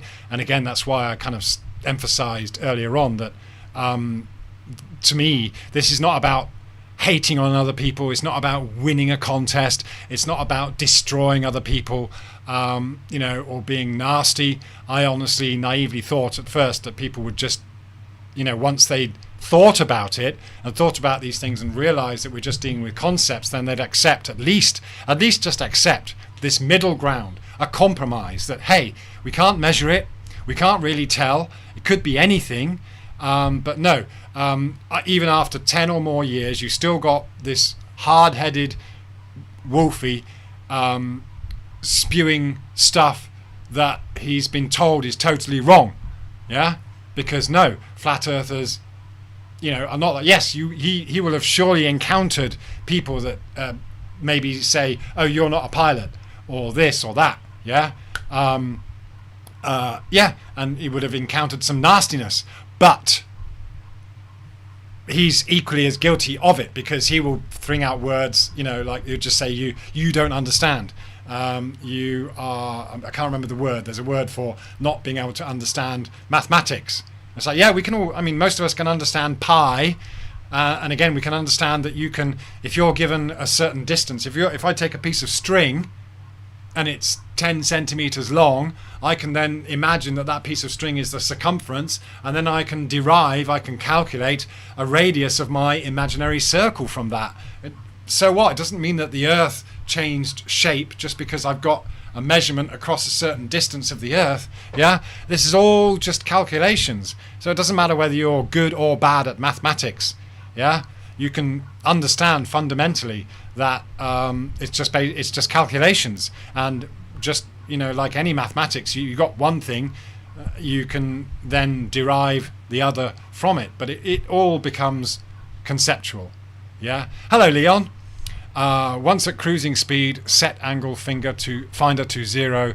then watch the degrees of angle and look for adjustments. There's hardly any degree movement and no bias towards the amount of expected degrees to move. Okay, you're talking about using a level measure, a clinometer or something like that on the plane. Yeah, so yeah, good advice for Liz there from Leon. Yeah, Leon, I remember talking to Leon, he's made a good point. Like, if you're in an aircraft, there at no point do you see any kind of, like what should be spin where things are coming towards you from your right or your left or whatever. You're just heading in one direction, yeah. And a really good thought experiment that Leon mentioned once was like, you could have a train going along the ground on, in a straight line for miles and miles and miles, and you could have an aircraft following that train, and the aircraft would be going straight, and it would be maintaining a horizontal level. Nothing would change. You should, in all intents and purposes, experience this drift. If you're in the air, again, if you're going to take the Foucault's pendulum as your proof that the Earth spins beneath you, then okay, that should apply to anything that's suspended in the air, is free from the Earth's surface. Yeah, but so it doesn't happen in reality. So yeah, more of these experiments would be really, really good, that kind of thing. So Liz, if you can do that when you take your trip, that would be fantastic. Okay, you're in the shower. All right. Yeah, so just have a look at Leon's comment if you need to. Yeah. Okay. Yeah, don't take toasters into the shower. Oh, yeah, nice, Emerald. Yeah, that's very true. It is nice to be doing this again. So, yeah, it's always good. And this is what I love. Yeah, it's... and this is what I hoped from all of this, is just that, we can... Everyone's got different ideas and things, and I love, there's a thirst for, we all have a thirst for knowledge, right? So, I'm sure Wolfie could tell you everything you need to know about flying a plane, yeah? But he's going to hate on you if you question where you get your measurements for a globe from, yeah? And so again, for me, there's a kind of compassion and understanding that they are stuck, and it's a shame. I feel sorry, and the only driving thing there was for me was to just, hey, let's try and reach a mutual understanding that there's a limit to what we can prove about existence. And of course, this whole thing goes to our origins. Where are we from? How do we get here? And of course, that's why people cling on to it, because it feels like you've got some kind of answers. Yeah. And, you'll see in the media, for example, experts say, scientists say, and they're going to do this and that. And reporting just isn't what it used to be. Yeah. When when I was working at the newspaper, or whenever I'm doing reporting, or if I'm editing a journalist's work, if they make a claim, then I'm going to say, well, where did you get that information? Cite your source. And where did they get their information from? Yeah, but what we have in the media these days is experts say, scientists say, and you've got politicians. And you could see what happened, in 2020, 21. Yeah, just that was, to me, that was such a good proof of how lost and deluded people are. I mean, I remember going out to do something, and it was like one of those zombie movies or end of the world movies. Like, literally everyone was scared, whereas you can see that this was a deliberate, it was destroying local businesses. It was destroying so much, yeah, except the big businesses were able to carry on, and they were able to take over. If you put small businesses out of business for a couple of months, 6 months, a year or whatever, that's it, they're gone. There's no way they can come back. You look at a town in the UK now, they're deserted. Yeah, they've got hardly any small businesses, because they'd already been kind of outdone by the big guys. Yeah, and this just made it worse. But people just went along with it. They could not see beyond the panic and the fear that was being propagated by the mainstream media. Yeah, Justin Johnson, Santa Israel, we tracked him. Yeah. compassion for a travelling man, though. V. Thomas, yeah. I mean, again, it's one of those personal things, isn't it? Because like, I've met a few Masons. I really wouldn't know much, and I think a lot of the time they might be nice people, and I think in order to kind of get anywhere in the Masons, you have to do some, or even if it's like the Round Table and people like that. Are they called Round Table? Rotary Club people, yeah? I mean, if you're in a Rotary Club, you have to do something charitable.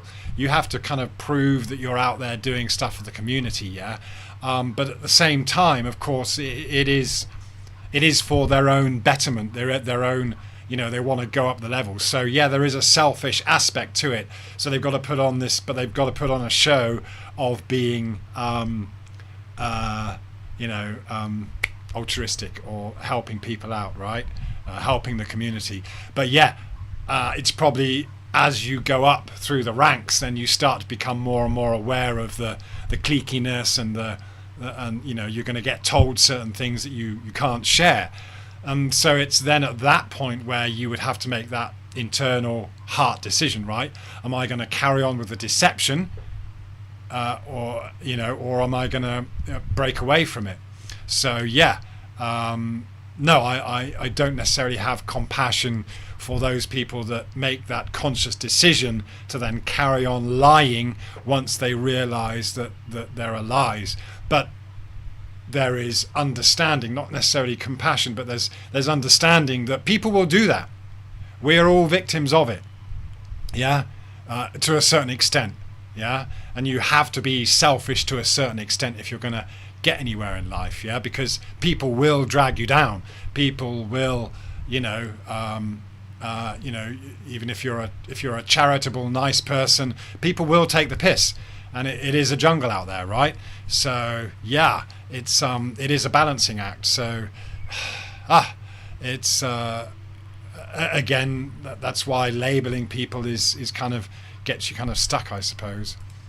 So post, to be honest, I'm still shell-shocked by the utter stupidity of the whole thing. Yeah, isn't it? It just shows you, yeah, how people will, but and this is why, again, I suppose Flat Earth is a great catalyst, because it really does show you that you've got to only believe in concepts. Yeah, but that's all these talk shows, these breakfast shows, they'll just bring up topics that will get people debating. And what's that guy's name?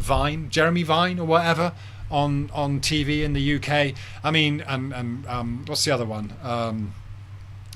Piers Morgan. Yeah. I mean, these guys, whether you agree with them or not, they are in those positions because they will create controversy. They will take a hard line stance on a certain thing. And so and it just gets people's heckles. I want to call in and give them a piece of my mind. Yeah, it just gets people going. Yeah, so they play on it. They know, in that sense, they know what they're doing. Yeah. So, Benny Riley. Our time from 5239 BC. Written records before that didn't exist. It was written records before that didn't exist. It was put on clay, in stone, in hieroglyphic, on pyramid and cave drawings. Yeah. Again, how do we know what we're really deciphering there? Yeah, it is a total mystery, and yeah, that kind of thing is awesome. Yeah, I love that. The hidden history. But you talk to someone, especially a heliocentrist and the evolutionists, they're imagining this singular timeline, aren't they? But you try to say, well, hey, it's obvious there are megaliths. It's obvious that there are civilizations that did exist, however long ago, prehistory, as it were, that knew what they were doing. They knew about the stars. They knew about energy. They knew about this and that, and they'll just go ballistic on you. They'll just argue the toss. Yeah.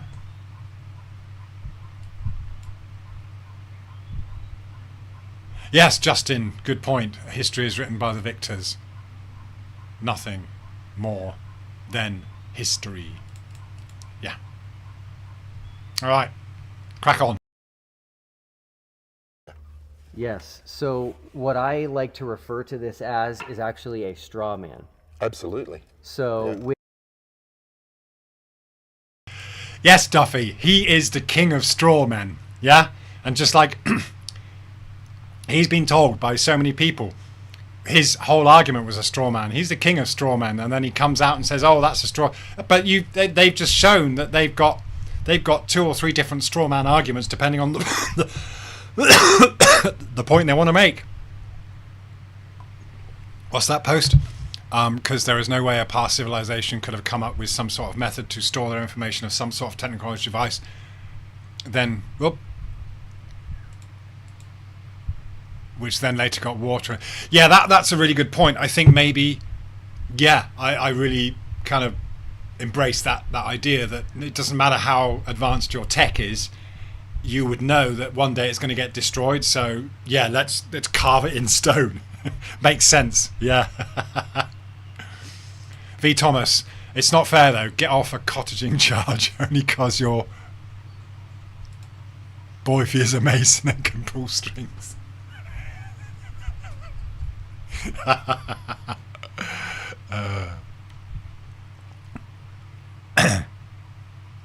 Brian Ametz, hello there. True Man Show.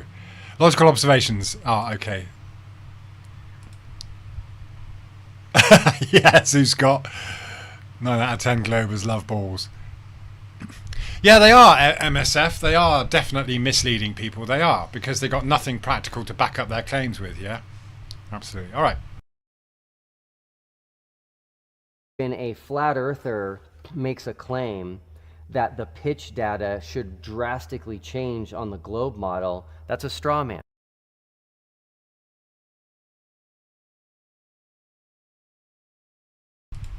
All right, so he said that the flat earther will make a claim that the pitch data should dramatically change on a globe model. No. Again, forget models, forget concepts. We are trying to get you to talk about reality, real world measurements. And I pointed out, I think in a video when Will Duffy first popped onto the scene magically, is that, whenever he talks about the globe, he is talking about the globe model, or in a broader sense, the heliocentric model. Okay, so just like all of these globe, he's assuming that the Earth is spinning and moving around the sun, and it's 93 million miles away, and the stars are all that, millions and trillions of miles away. Yeah, and then of course, and then he's referring to. So that's a straw man. Okay, and then he comes up with the AE map straw man and says that is your flat Earth model, and I'm going to debunk your model because I'm going to talk about a globe model. So it's, for Will, it's a contest of models. But we're saying no, forget models, put them out put them out to dry.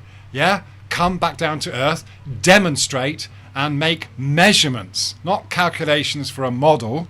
Yeah, and assumed radiuses and distances to the sun and all that jazz. Yeah, just measure reality, measure the real world. Yeah, so stop fucking talking about models and start measuring reality. That's all we ask. Hello, Sandro. Yeah, David H. Castro. What about the star forts? Yeah, that's another great one. Yeah, I mean they're all over the world, right? I mean this is it. There was worldwide knowledge. Yeah, obviously. Who knows what really happened? Maybe there was a flood and things got wiped out. Yeah, maybe there is a reset. But I'm not going to lose any sleep over it either, to be honest. Yeah. Post says, why did Mr. Dog on lap say the sun circled above his head when he was down there? Ah, yeah. Yeah. This is it. Just take reality. All right, let's carry on.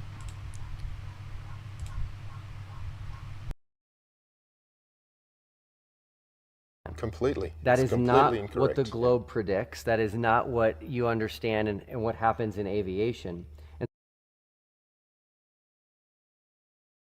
Right, he said that's not what the globe predicts. Well, yes, I mean, the way you demonstrate it down changes direction. Yes, the globe predicts. The globe predicts curvature, you fuckwits, yeah? It should be measurable, yeah? All your predictions, your fundamental predictions don't come true, yeah? And, yeah, it's just... Yeah. So you know, and we know that you might have an IQ, a high IQ. You might be smart. You might have, you know, you might be a pilot. You might be a scientist. You might be an engineer, which requires some kind of smarts. But it doesn't mean that you actually have a grasp on reality. You can still get blindsided with bullshit if it suits your agenda, right? What's that post? Check out Colm Gibney's starforts.org. Okay, Colm Gibney's starforts.org. He's got a plugin file for Google Earth on there called the Catalog, where he has pinned around 1,500 starforts on them. Wow. Okay, fantastic. Great info. Thank you, Post. Nice one. All right. So this is important to point out. What I tried to do with the final experiment was to make sure that I was accurately representing the flat Earth side. I was not creating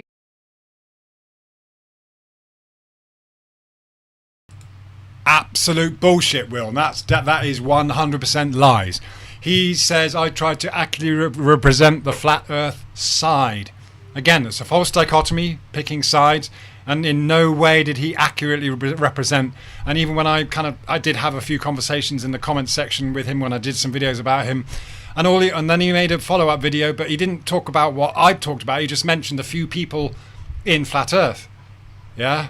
And so, yeah, he totally misrepresents flat Earth. In fact, you know, the first part of this video is talking about, you know, people that claim to be pilots and things like that. And again, you know, it's just Wolfie putting himself on a pedestal and using Wolfie's platform, yeah, to try and make a point. And the only point he's making is that all he's got is concepts and a belief, yeah, and you know, constantly repeating this. You've got a misunderstanding. So no, we totally understand you. You don't. They don't understand themselves, and they don't understand other people. Yeah, and they refuse to listen. It's so bigoted. Yeah. So no, Duffy, you did not in any way whatsoever represent flat. In fact, what you did was you hunted around for a flat earther, so called, that was so focused on the monetary aspect of it that you knew you could sway him with the attraction of popularity, of a wider audience, more money, yeah, okay, and about the only so-called flat earther I know of that didn't get any further than an azimuthal equidistant map, yeah. So what Will Duffy did was he just found someone he could nail down who wholeheartedly believed apparently in the AE map and had adopted that as his flat earth model, yeah. Whereas a lot of us kind of realized after a while that okay, it's just another projection with the same coordinates, yeah. And yeah, so no, Duffy has totally misrepresented everyone. So he's lying out of his teeth to say that I tried to represent flat earthers. Fuck off.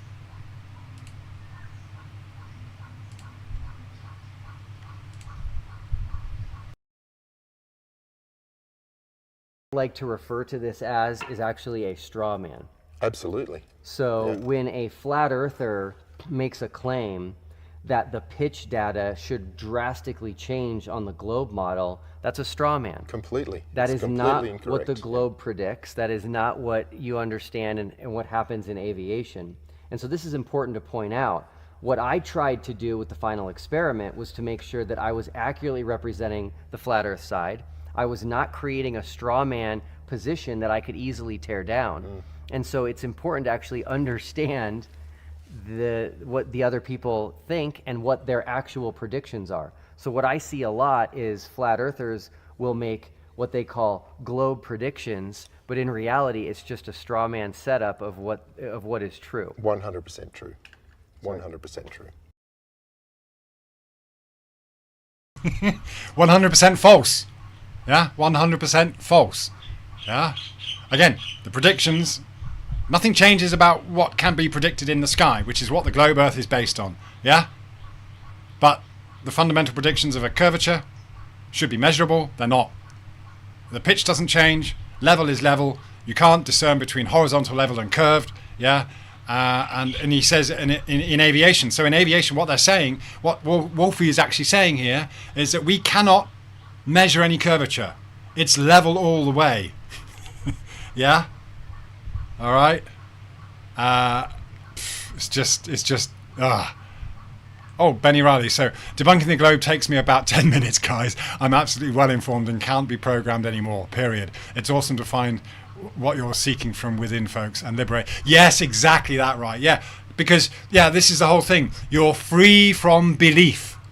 It doesn't matter what shape the actual Earth is. It doesn't matter where we actually are. We understand that it is intelligently designed, and there is something magical, amazing, and all that going on.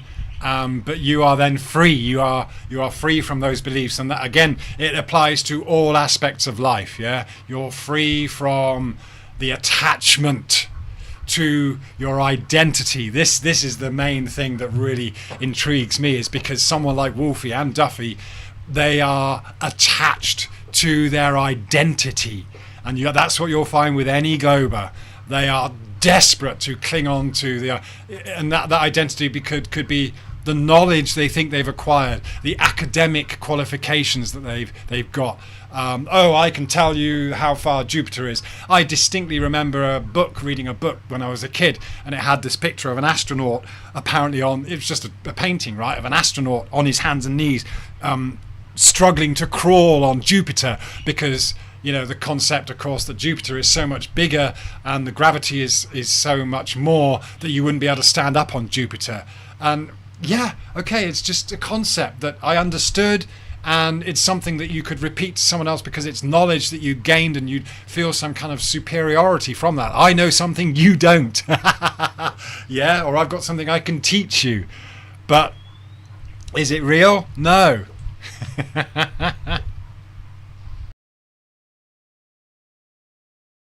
Let's talk about flight planning. This is a big one because the flight paths on a globe versus a flat Earth would be drastically different.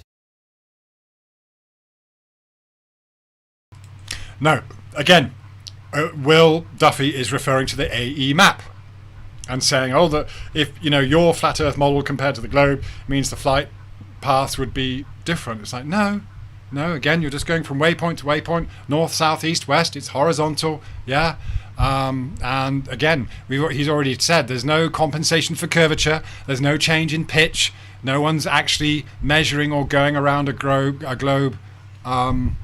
Earth, yeah. None of that. Yeah. So anyway, let's just say I'll try and leave it a little bit long before interrupting. But it's important as well to catch these fuckers when they spout lies, yeah. Because they set Duffy is an expert at setting things up, and it's all just based on this very thin ice foundation, yeah.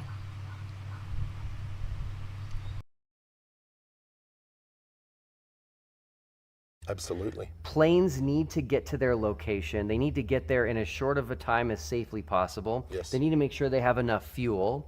And no one's going to fly on a commercial airline that is getting to locations in much longer times than other airlines. Correct. So everyone's using the same flight planning. Yes. Is flight planning done on a globe or a flat Earth? It's absolutely done on a globe. I've got my app here, which is what I use in the aircraft all the time. And you can see very clearly that it's a globe. Ta-da! There you go. This is it. This is the extent of the proof that Wolfie comes up with. Oh, I got a picture of a globe. That's it. Plastic balls and pictures on screens. That's it. That's all he's got. Yeah. And again, as we talked about earlier, it's because it's all based on a coordinate system. So Nothing changes. I get so tired of reiterating this point. Nothing changes. Nothing changes about what we see, about the distances that we travel from one point to another. It doesn't change. Yeah, they just go from there to there. It doesn't mean it's a globe. It's just because it's because the coordinate system. And this is again goes back to Duffy's thing about going to Antarctica. Looking at the sun, and fair shout to I think it was Level Earth Observer again who tortured himself going through this so-called debate with Duffy and some Christian guy, and to be honest, that annoys me about these debates because Duffy and Wolfie will never. I've invited Wolfie to come and talk to me. Duffy is welcome. Any one of these globers is welcome to talk. And all I will ask for is a measurement of the curvature. And any appealing to concepts and projections and things like that is absolutely nothing to do with it. We're talking about our practical reality. Yeah. Lex Vandy Outweetering, and he says, haha, he looks like a happy child showing his comfort gift. That's so true. Yeah. Liz, why do long flights in the south cross the equator twice? Do they? Logical observations. TFE filmed a close and local sun. It wasn't. Yeah, absolutely. Yeah. And I asked Duffy about that, and yeah, I mean, this is all part of his globe belief, is that they have to assume that the sun is 93 million miles away. And they say, oh, we know it's that far away. Yeah, you don't. It's just your model. It's not reality. Yeah, I mean, it really does look like the sun was going around them. Yeah. David H. Castro, hello, you can use the shipping routes. All right. So, yeah. Again, what Wolfie will do is when he comes, if he comes up with a challenge for flat earthers, he will say, right, you got to do a flight plan that doesn't use the globe Earth coordinates, and that's the thing. We are stuck. The whole entire world relies on these coordinates based on looking at the stars and from Polaris. Yeah, we know where that's derived from. None of these guys will actually think about where their belief is rooted.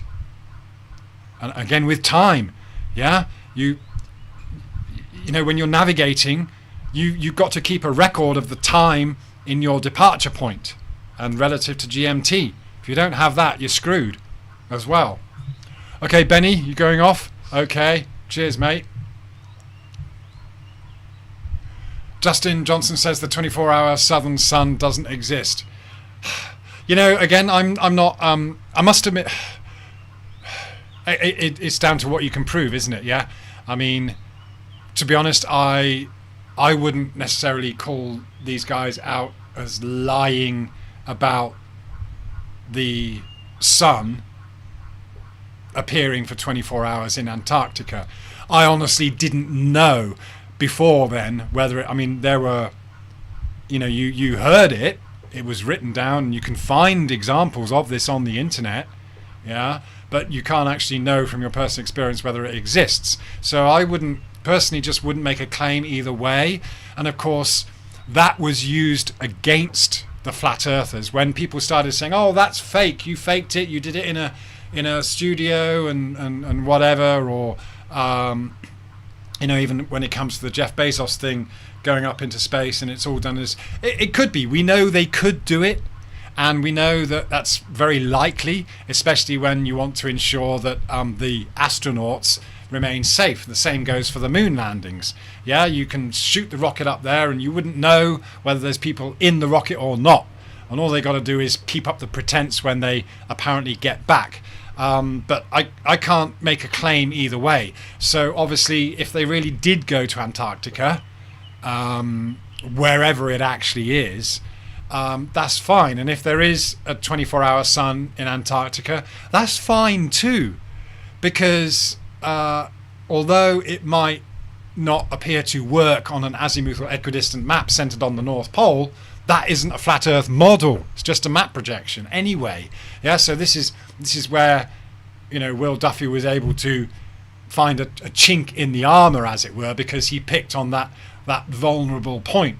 And then as soon as you have people denying that they even went there, then that becomes ammunition.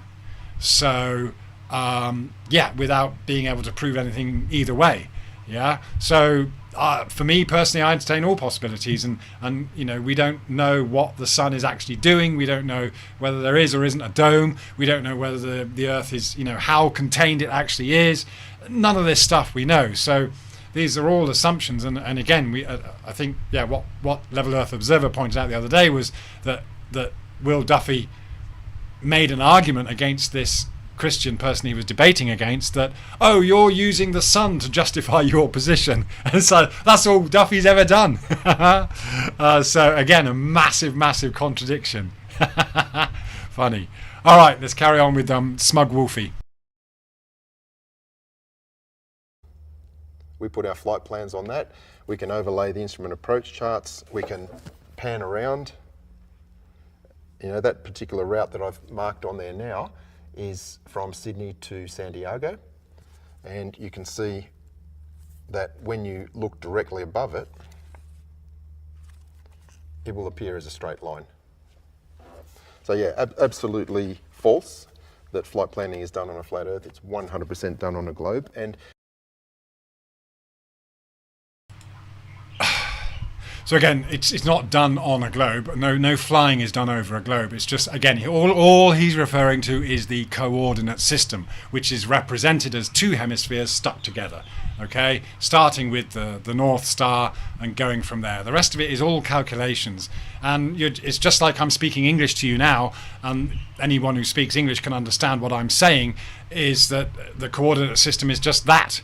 It's just they've decided, and this is something that took many years apparently to decide on. For example, was France or the UK or somewhere else going to be the international or the date line, or where you start and stop time for the longitude? It's just a common. It's just like anything where you establish a protocol that you're going to work on, because otherwise it's just like software, right? I mean, there's nothing wrong, nothing changes. There's nothing wrong with someone flying from Timbuktu or Perth using the same coordinate system. They have to. It all works. We're all using a similar time system. This 24-hour clock. We have to. Because it works. But we could also at some point make a whole new coordinate system, but then the whole world would have to adapt and start using that. So just because flight planning is done based on coordinates, it's not done based on any curvature. The distances don't change. Again, it's a huge misunderstanding that distances change when you're looking at a flat Earth map that is an AE map and then passing that off as a model, because it seems to expand from the center, and this is just total false straw man that Duffy and Wolfie will make, that just because these coordinates seem to get wider apart, the physical distance gets further. It's like, no, it doesn't matter if, for example, Australia is represented on a globe or an AE map. The longitude lines are, well, the latitude or longitude lines are the same. It takes up the same proportion. Yes, it might be physically greater distance, but those, in reality, there's no distance, there's no change to the distance, and there is no curvature accounted for anyway. If we can bring up the globe, I'll show you something that might make it a bit more intuitive. If you pick any two locations on the globe, let's say we were here and we wanted to go to here. How you find the shortest route is you would put a piece of string between 2 points and you would pull it as tight as possible, and it will then naturally fall across the Great Circle track. And you can do that between any 2 points on a globe. A bit of string here and a bit of string here, pull it tight, and that will then show you the Great Circle path. Again, all just conceptual, and how long's a piece of string, Wolfie? That's it. I mean, it's comical. It's hilarious that this after all these years, You can't come up with any more. Or we can come up with a piece of string on a plastic globe. Yeah, but the distances don't change. Yeah.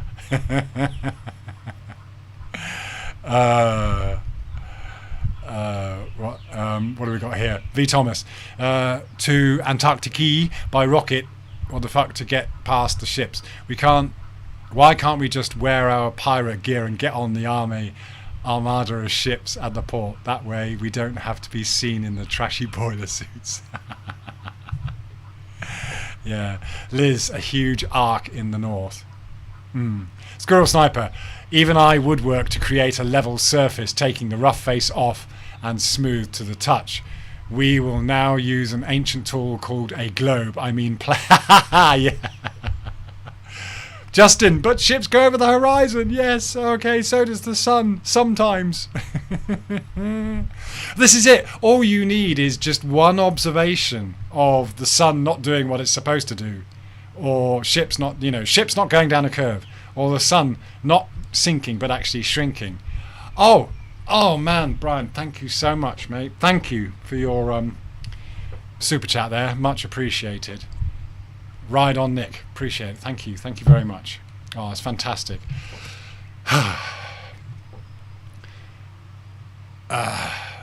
Sandro, so why did I fly over Greenland and West Canada to get to Vegas from London? You flew over Greenland to get to West Canada. Hang on. And West Canada to get to Vegas from London. Really? Yeah. Okay. Yeah, this is kind of, so that wasn't a straight route, right? You wouldn't that, yeah. Okay. So yeah, and when he talks about the Great Circle, again, all it is, piece of string, no matter, you say you've got a piece of string 21,000 miles or kilometers long, whatever it is for the so-called circumference of the Earth. Yeah, so I mean that's all you need when you talk about a great circle. But even if a pilot is following a so-called great circle route, all they're doing is kind of like an arc distance, a part of that. Yeah, okay, a part of that that distance that's assumed. But no one is actually circumnavigating. No one's done this. Yeah, and Wolfie misrepresented this when he talked about the, what was it? One more orbit or whatever it is. They went to, did they go to the South Pole or the North Pole? I can't remember where they went to, but all they did was they did a 90-degree turn. They didn't go all the way across it. And even apparently the who was it that first was going to the poles, and the guy, I'm terrible, I'm getting old, man, I can't remember these names. The guy who went the military operation. Yeah. I've seen a couple of documentaries about it, and apparently this military operation, the idea was to go from different locations on the Earth to meet at the South Pole, but they didn't all meet. They never actually, the people that were going from some other location that wasn't from, South America, they didn't actually get to the South Pole. So it's never been done. No one's ever circumnavigated. No one's ever gone these two directions and met at the pole. Conceptually, we understand it, yeah, but no one's ever done it, yeah. So, and Brian, I just got to say thanks one more time, because I know you've been away and you've been on holiday and you've been traveling, so that is much appreciated, yeah. So yeah, and it's much needed actually. So yeah, all right, let's carry on. Yeah, that's great. Yeah, the Great Circle route is what is used by pilots to get from Always. point A to point B. Always. Yep. And let's talk about the Southern Hemisphere. Mm-hmm. You're obviously from Australia. Yes. So you're intimately familiar with the Southern Hemisphere. The Southern Hemisphere, in my mind, ever since I got into this whole flat Earth debate, was the key to settling the debate and it completely ending flat Earth. Yes. Because the Southern Hemisphere on a globe, south of the equator, everything gets closer and closer together. Yes. But on a flat Earth, everything gets further and further apart. Again, oh shit, sorry. Again, total misrepresentation by Will Duffy. on a globe, on a flat Earth. Again, all he's talking about is models. And when he talks about flat Earth, he's talking about the AE map. So yes, there's a difference there that, but again, it's just maps. Yeah. And he says he wants to bring an end to the flat Earth debate. Told you over and over again, if you want to end the debate, measure the curvature. That's the only thing. Yeah. I know other well-known, much better known flat earthers have said, I will go back to the globe if you can measure curvature. If any of you guys really wanted to end the debate, that's what you got to do. Measure the curvature. Show us this measurable difference to the down in the different directions. Yeah. Don't talk about pieces of string on a bloody globe and great circle routes that are easy to debunkable. Yeah. That haven't ever been actually proven in reality. Yeah. Just measure the bloody curve. But all they want you to do is jump back into their belief system. They're never going to actually do anything to prove it. Yeah. Yeah. Oh, okay, Emerald. Your youngest daughter just messaged me for money. I said no. God. Oh man, now you're making me feel bad. Oh man. Okay. Well, I hopefully got a little bit more spare to send to her. Oh shit. All right, carry on. And so when we get to the southern hemisphere, Yes. and we have flights that are going to go from, say, South America all the way to Australia, they're going to follow what we're talking about here, which is the Great Circle Route, which is the shortest distance between 2 points on a sphere. Correct. And when you get really far south, you're actually going to find that you're going to head in a southerly direction toward Antarctica, and then kind of come back up north to, say, go from Santiago to Sydney. Yes. And so flat earthers for years, they first denied that these flights existed. Yes. How many times did you hear that? All the time. And the funniest part is I heard that within a week of having just done one, having flown from, where were we? From Sydney, Australia. We were going to Santiago in Chile, the big flight. But the aircraft I was flying at the time didn't quite have the range to make it non-stop. So we stopped in Christchurch, New Zealand to refuel. But then from Christchurch, we were flying across to Santiago. Now, as it turned out, our arrival time was early in the morning. There was fog, so we ended up landing in Argentina, which was our alternate. But our flight was absolutely in the southern hemisphere at all times, and it went quite a way further south than the latitude of both Christchurch and Santiago. Yeah. Now, once these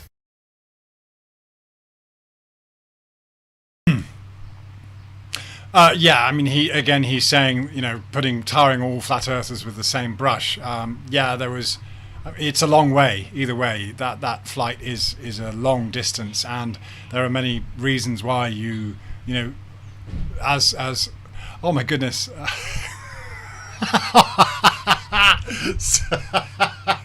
Brian, another 10 Canadian dollars. Here's another tenner to piss her off more. Thanks, man. Oh, man. Well, I hope your daughter never comes to Phuket. She'll hunt me down, man. Oh, man. Thank you so much, man. Yeah, I mean, there are many reasons flights would they got to stick near to land. I mean, it makes sense, and I think Wolfie's pointed out before that you want to stick close to where you can actually land if there's a problem. Yeah, I wouldn't be comfortable going on a flight that's covering 6,000 miles of ocean.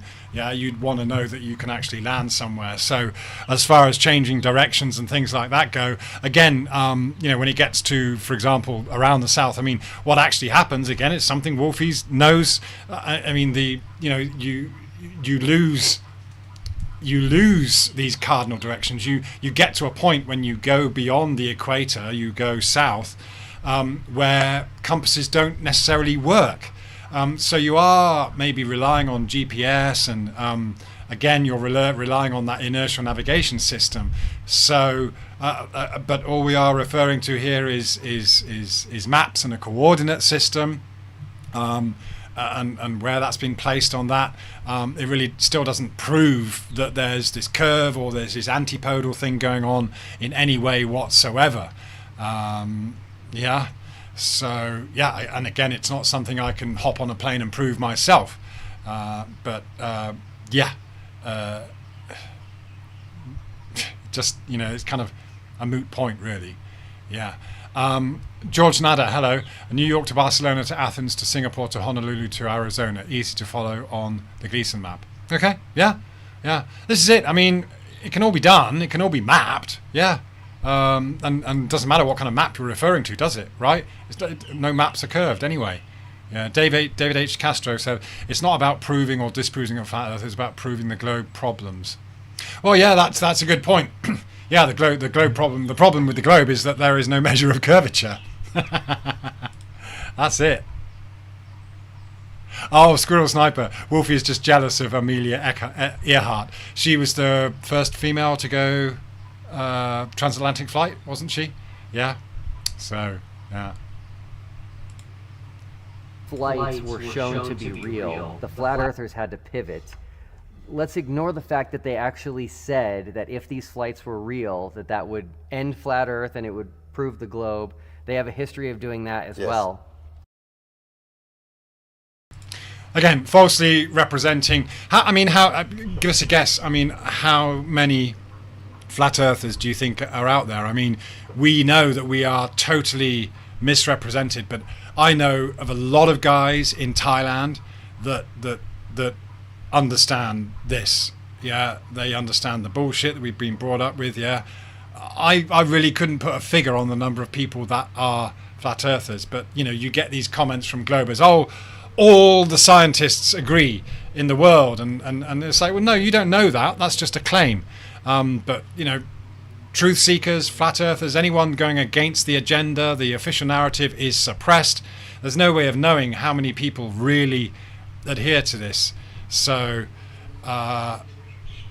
you know, again, just making, this is so bigoted to make these blanket claims, all flat earthers, you know, and so yeah, maybe there are a few flat earthers that questioned whether this flight exists, and maybe there are a few flat earthers that said, I don't believe that flight exists.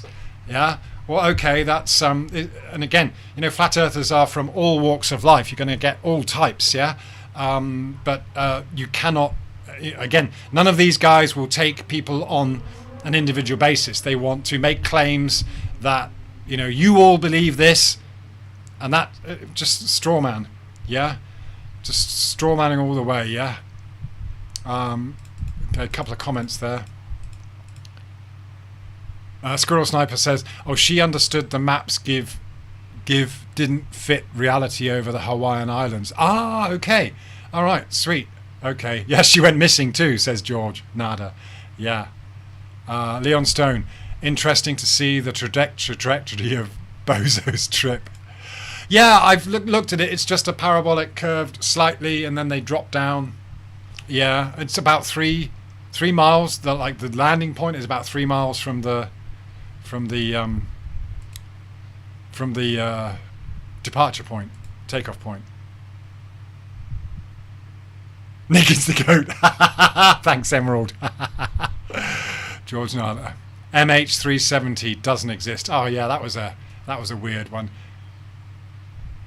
I remember that time seeing some post on some obscure blog where someone had taken the EXIF data from a photo that was taken on an iPhone, and it was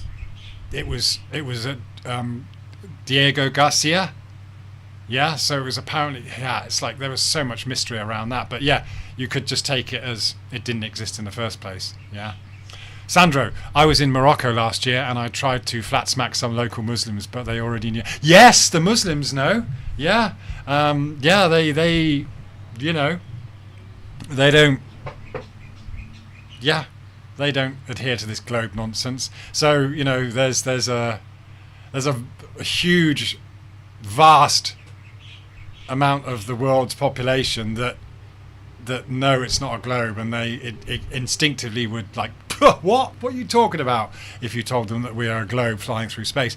I remember talking to a guy once, a Thai guy, saying, well, in the heliocentric model, they believe that the moon reflects sunlight. And his immediate reaction was that, well, rocks don't reflect light like that. Yeah, and because, just someone who wasn't indoctrinated with all the bullshit. The bell end capsule. Yes, Emerald. Yeah, it's so deliberate, yeah? So it's obviously deliberate, the bell end capsule. Yeah. Squirrel Sniper. George Nader, another version, is she knew the further south you go, the minutes of arc in the south are longer than the north. Okay, yeah, I think, again, I've heard that from several sources, yeah. Emerald Rider, I've seen sturdier ice fishing huts. All right, let's carry on.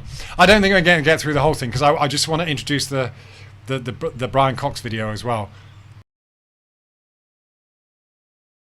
They then pivoted and they started to claim that these planes were not flying the Great Circle route and were instead flying a straight route over a flat Earth map, over an AE map, to get there, which then meant that the back of the seat showing you the flight route was being faked. They would take magnetic compasses onto planes and try to show, oh, it's actually flying in a different direction. Talk about that, and especially why using a magnetic compass on a plane is not a good idea.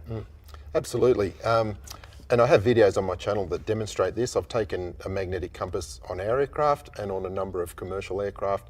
I've placed it at various positions on the tray table, on the side panel in the aircraft, in our cockpit, and you can see that any metal near the compass is going to affect its position. Literally by moving this compass a few inches on the tray table, it can be pointing in completely the opposite direction. And yeah, okay, I would say that that's actual truth. I remember learning that when I was, I think my dad was showing me maps, and when when I was really a young kid, and we were doing some map reading, and he was showing me how a compass works. But yeah, he actually showed me you just put the compass near a metal gate post and a fence post, and the compass will change. So yeah, this is the thing. Just now, they talked about compass directions changing, or the flat earthers, but basically, yeah. He's right that you cannot rely on magnetic compasses. So but then before that they were saying that you do rely on the compass and the direction from between Australia and Argentina or whatever changes. Well, yeah, that's the thing. We understand that you don't always get. There are these magnetic anomalies. Yeah. I think around New Zealand and Australia especially, things can go way off, yeah? So again, you have to be able to, that's what navigation's all about, right? You have to confirm where you are, and it might well be off from your compass reading, and you've got to somehow find a way, dead reckoning or whatever it is, to work out where you actually are, because your compass is going to be misleading. Yeah, and again, now the inertial navigation systems work off dead reckoning. It's nothing to do with knowing the system doesn't know what shape the Earth is. Yeah, it's just based on dead reckoning, where you started from. Just as Brian pointed out, Emerald Rider pointed out earlier on. Yeah, it's all based on where you started from. Hello, David Banner. Good to see you. Yeah, nice one. Okay, good. Hope everything's well with you, my man. Yeah. So yeah, I mean, we've got these anomalies, so you have to rely on other sources of information, yeah, to confirm where you are. There's no denying that. No denying that. Yeah. The compass that we have in an aircraft, it's especially shielded. It's located in a position where it will minimize the amount of interference, and it is also, we have not in this aircraft, but in the smaller aircraft, we have a compass deviation card, so that when the compass is set up in the aircraft, they go out and they measure at different directions how much error is in the magnetic compass caused by the metal in the airframe, and they have a little deviation correction card in the aircraft. But yeah, to think that you can use a basic handheld hiking compass on an aircraft inside a metal frame and expect accurate results, it's completely unrealistic. Yeah, and now that the Santiago to Sydney flight has been confirmed, our mutual friend Critical Think Yes. just took this flight, filmed the entire thing on his way home from being in Antarctica with the final experiment. Yes. Now that this flight has been shown to be a real flight and that the path is not going on a straight line on a flat Earth, that was very easy to show because people who take this flight can film out the window and occasionally see Antarctica. Yeah. And they also travel to the south of New Zealand Yes. before coming up north to Sydney. And so now on a flat Earth, which takes the southern hemisphere and makes it just huge, it takes the southern hemisphere and it puts it like this.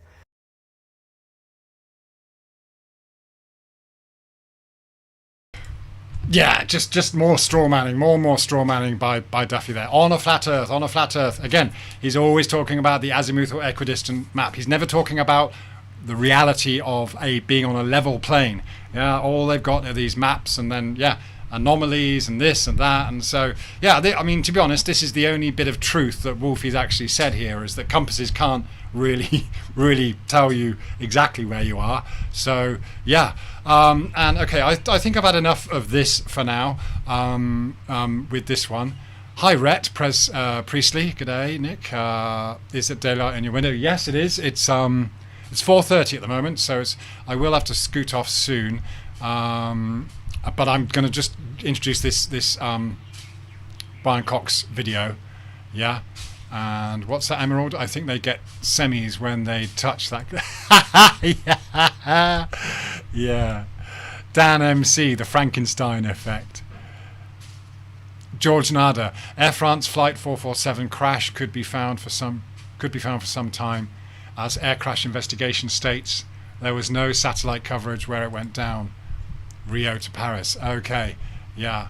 And this is again, when they talk about GPS and they assume that you've got satellites going around the globe. Well, actually, GPS just relies on, they must be geostationary satellites, right? So they're just hanging in one place, right? And yes, you'll not get that coverage. But again, they just go back to the inertial navigation system, and that will tell you how far you've come, how fast, and how long it's been. All right. So there's the GPS doesn't really prove anything. Again, it doesn't, just because you assume that satellites are going around the globe. In the case of a GPS satellite, it's actually fixed in one place. So that could just be hanging up there in a balloon. We all know that none of this actually proves the globe. So enough of these two chatting. Let's just go over to this now. We'll finish off with this, because this is basically, Brian Cox, who, again, think whatever you like about him, but in fact, in this case, he's kind of being kind of honest. So it basically talks about, again, we're talking about measurements. If you want to prove the globe, if you want to end the flat Earth debate, what you need is measurements of curvature or spin or anything like that. Any actual measurement that proves at least part of your globe concept, because that's all we're doing. The two guys we've been talking about just now, all they're doing is talking about concepts, and the only way they can do anything is by trashing others and straw manning.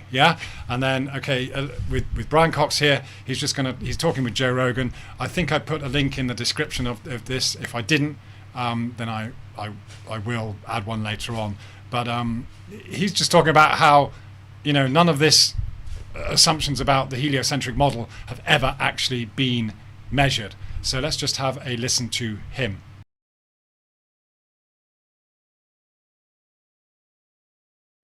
Depends on whether you're watching the Earth go around the sun or whatever it is. So Einstein said that means there's no such thing as absolute space, which kind of follows if you think about it. But that's it's a cool but difficult thought process. Right. I mean, that's essentially what's happening when you're on a plane. I mean, if you're throwing a ball up in the air and catching it on the plane, it's happening at a much smaller scale, right? Yeah. I mean, you're flying at 600 miles an hour relative to the ground. But it doesn't seem like it when you're sitting there. Yeah, and Einstein elevated that to a principle and said, if you're moving at if you're not accelerating, you're just moving at a constant speed in a plane, or now. I mean, that's essentially what we're doing now. We're moving around the sun at effectively constant speed. Then you can't tell. So there's no experiment you can do. We could look at the decay of a radioactive nucleus or some electricity and magnetism, or bounce a ball, have a pendulum, whatever it is. And there's no experiment you can do to tell you whether you're moving or not. Therefore, that concept has no meaning because you can't measure it. And that's led Einstein to relativity. Wow. So that's the basis of general relativity, which is our best theory of the universe. So there you go. I mean, essentially, yeah, you cannot measure it. And an interesting point that you made there, which is kind of true. You can't tell the difference between stationary and moving at a constant speed. And this, okay, in this sense, I agree with the scientists there, yeah? And this is why I disagree with the upward moving Earth idea from Dell, and the idea that things falling in free fall, there is a difference between acceleration and moving at a constant speed, but there's no difference in stationary and a constant speed.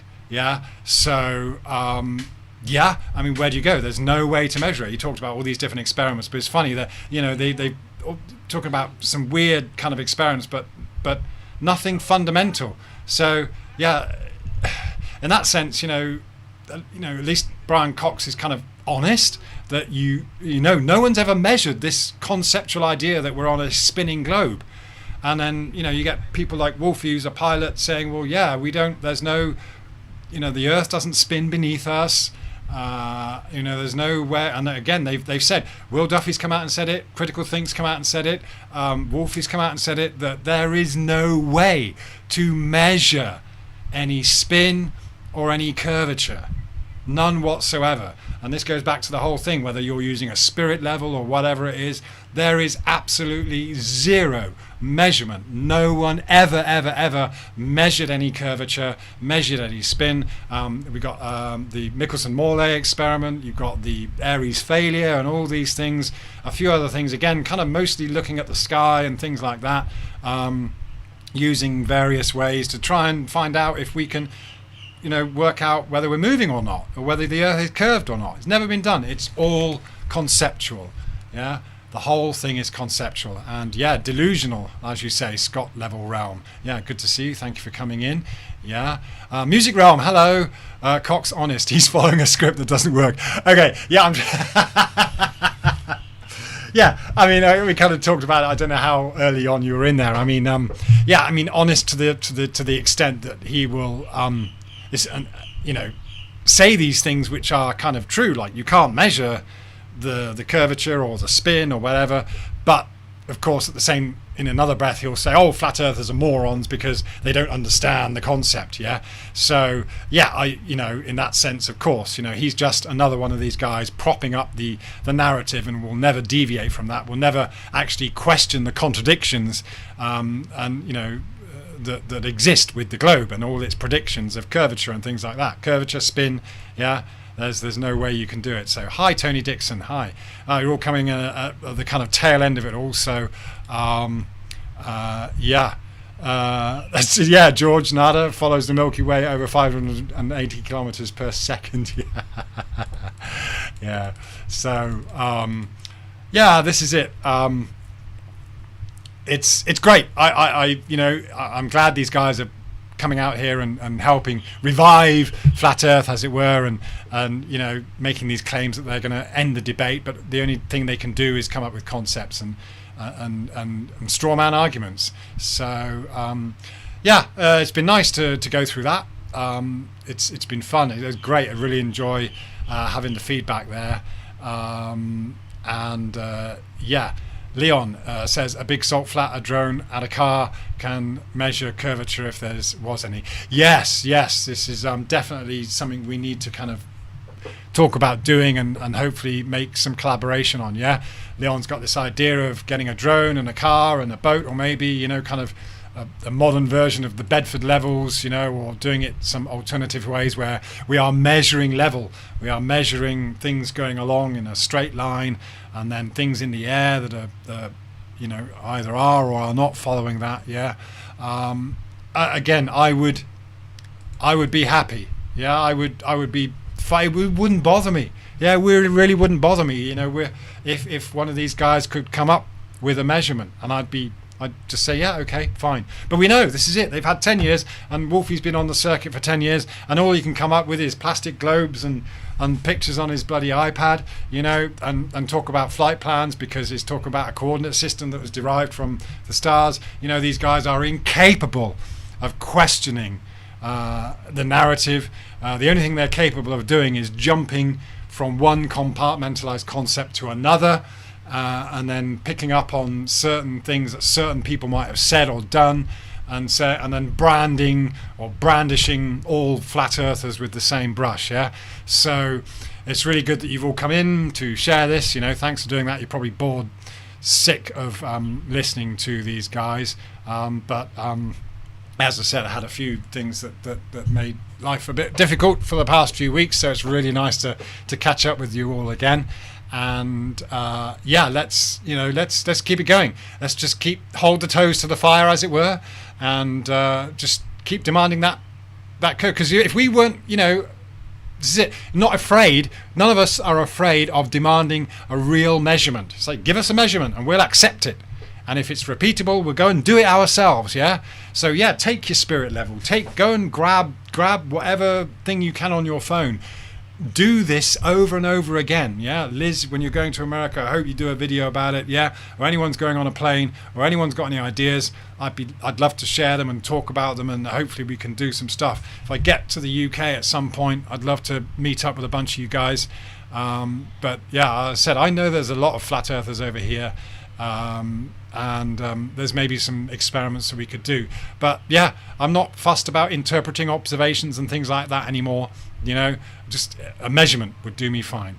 Yeah, so yeah, and yeah. Oh, thanks, Emerald. Refreshing hangout and empowering. Well, thank you. I feel the same. I feel energized. I really do. I really appreciate it. So thanks again, Emerald, for preferring me over your daughter.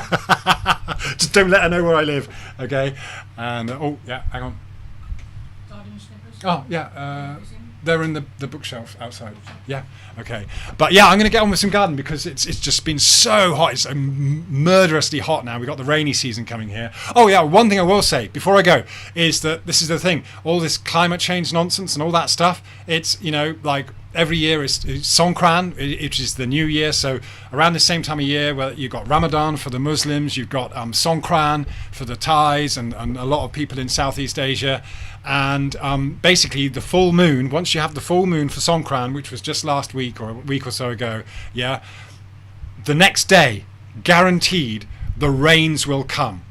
So no, there's no climate change going on here. Everything works like clockwork, as long as you're referring to the real clock in the sky. Yeah, if you're referring to the real new year, the spring, you know, the whatever, we've all got these, every culture has this rooted in it, you know, this observance of the moon, the lunar calendar. If you follow the lunar calendar, there's nothing, of course the seasons and the weather is going to feel out of whack if you're following the heliocentric model and the Gregorian calendar. It's totally messed up, you know, putting the new year on January the 1st, yeah? But the new year, according to any culture that follows the lunar calendar, is just gone. They're the last new full moon, yeah? And so the seasonal change comes like that with the full moon. It really does, without fail. So I've been seeing this for the past 20 years, yeah? Yeah? So, all right. Yeah, Liz, you're coming to Thailand hopefully next year. Please do look me up, yeah, if I'm still here. I probably will be. I got grand plans for going back, but I don't know if they'll ever come to fruition. Yeah. So I'll just read a couple more chats. Post says, to be honest, I'd love to hear you explain why my phone app says there's an upwards acceleration of 10 meters per second squared or whatever. No, not pushing some upwards moving thing, but it does confuse. Yeah, well, I mean, the simple fact is that an accelerometer works like anything. That you need weight, a mass, to be displaced in the medium of air, right? I think early on, like when I did these experiments with the egg, you put egg in salt water, you change the density of the medium around it, and the egg just levitates there, right? There's no weight on the egg. So an accelerometer still works on those same principles as a mass being, okay, I mean, yeah, there's an up and down. It doesn't prove anything. It's just, again, you just get lost in concepts, yeah? That doesn't change, wherever you go on the earth, yeah? So, yeah, I can't tell you how it all really works. Why? And anyone that's telling you how they know it works because of the density of the earth and this, that, and the other, and is just, they're talking shite because they don't really know, yeah? So, all any of us can do is refer to our practical experience and our reality as it is. Anything beyond that is totally conceptual, yeah? And so, and there's no harm in going through life just accepting reality as it presents itself to us, not what people tell us, not what you can infer it as, not what you can calculate, not what you can model, but just what you can really experience. And beyond that, we know it's intelligently designed, and it'd be pretty hard to live in a place where it was weightless. We need to have weight to be able to get around. It just makes sense. Yeah. So, yeah, of course. I mean, that was in my mind for a long time when we got into this. But you understand that the science behind it is just made up stuff. Yeah. So, anyway, I hope that's been fun. Really appreciate you all coming along. Thank you again to Brian for contributing. Much appreciated. And let's all catch up very soon. Okay. Thank you very much.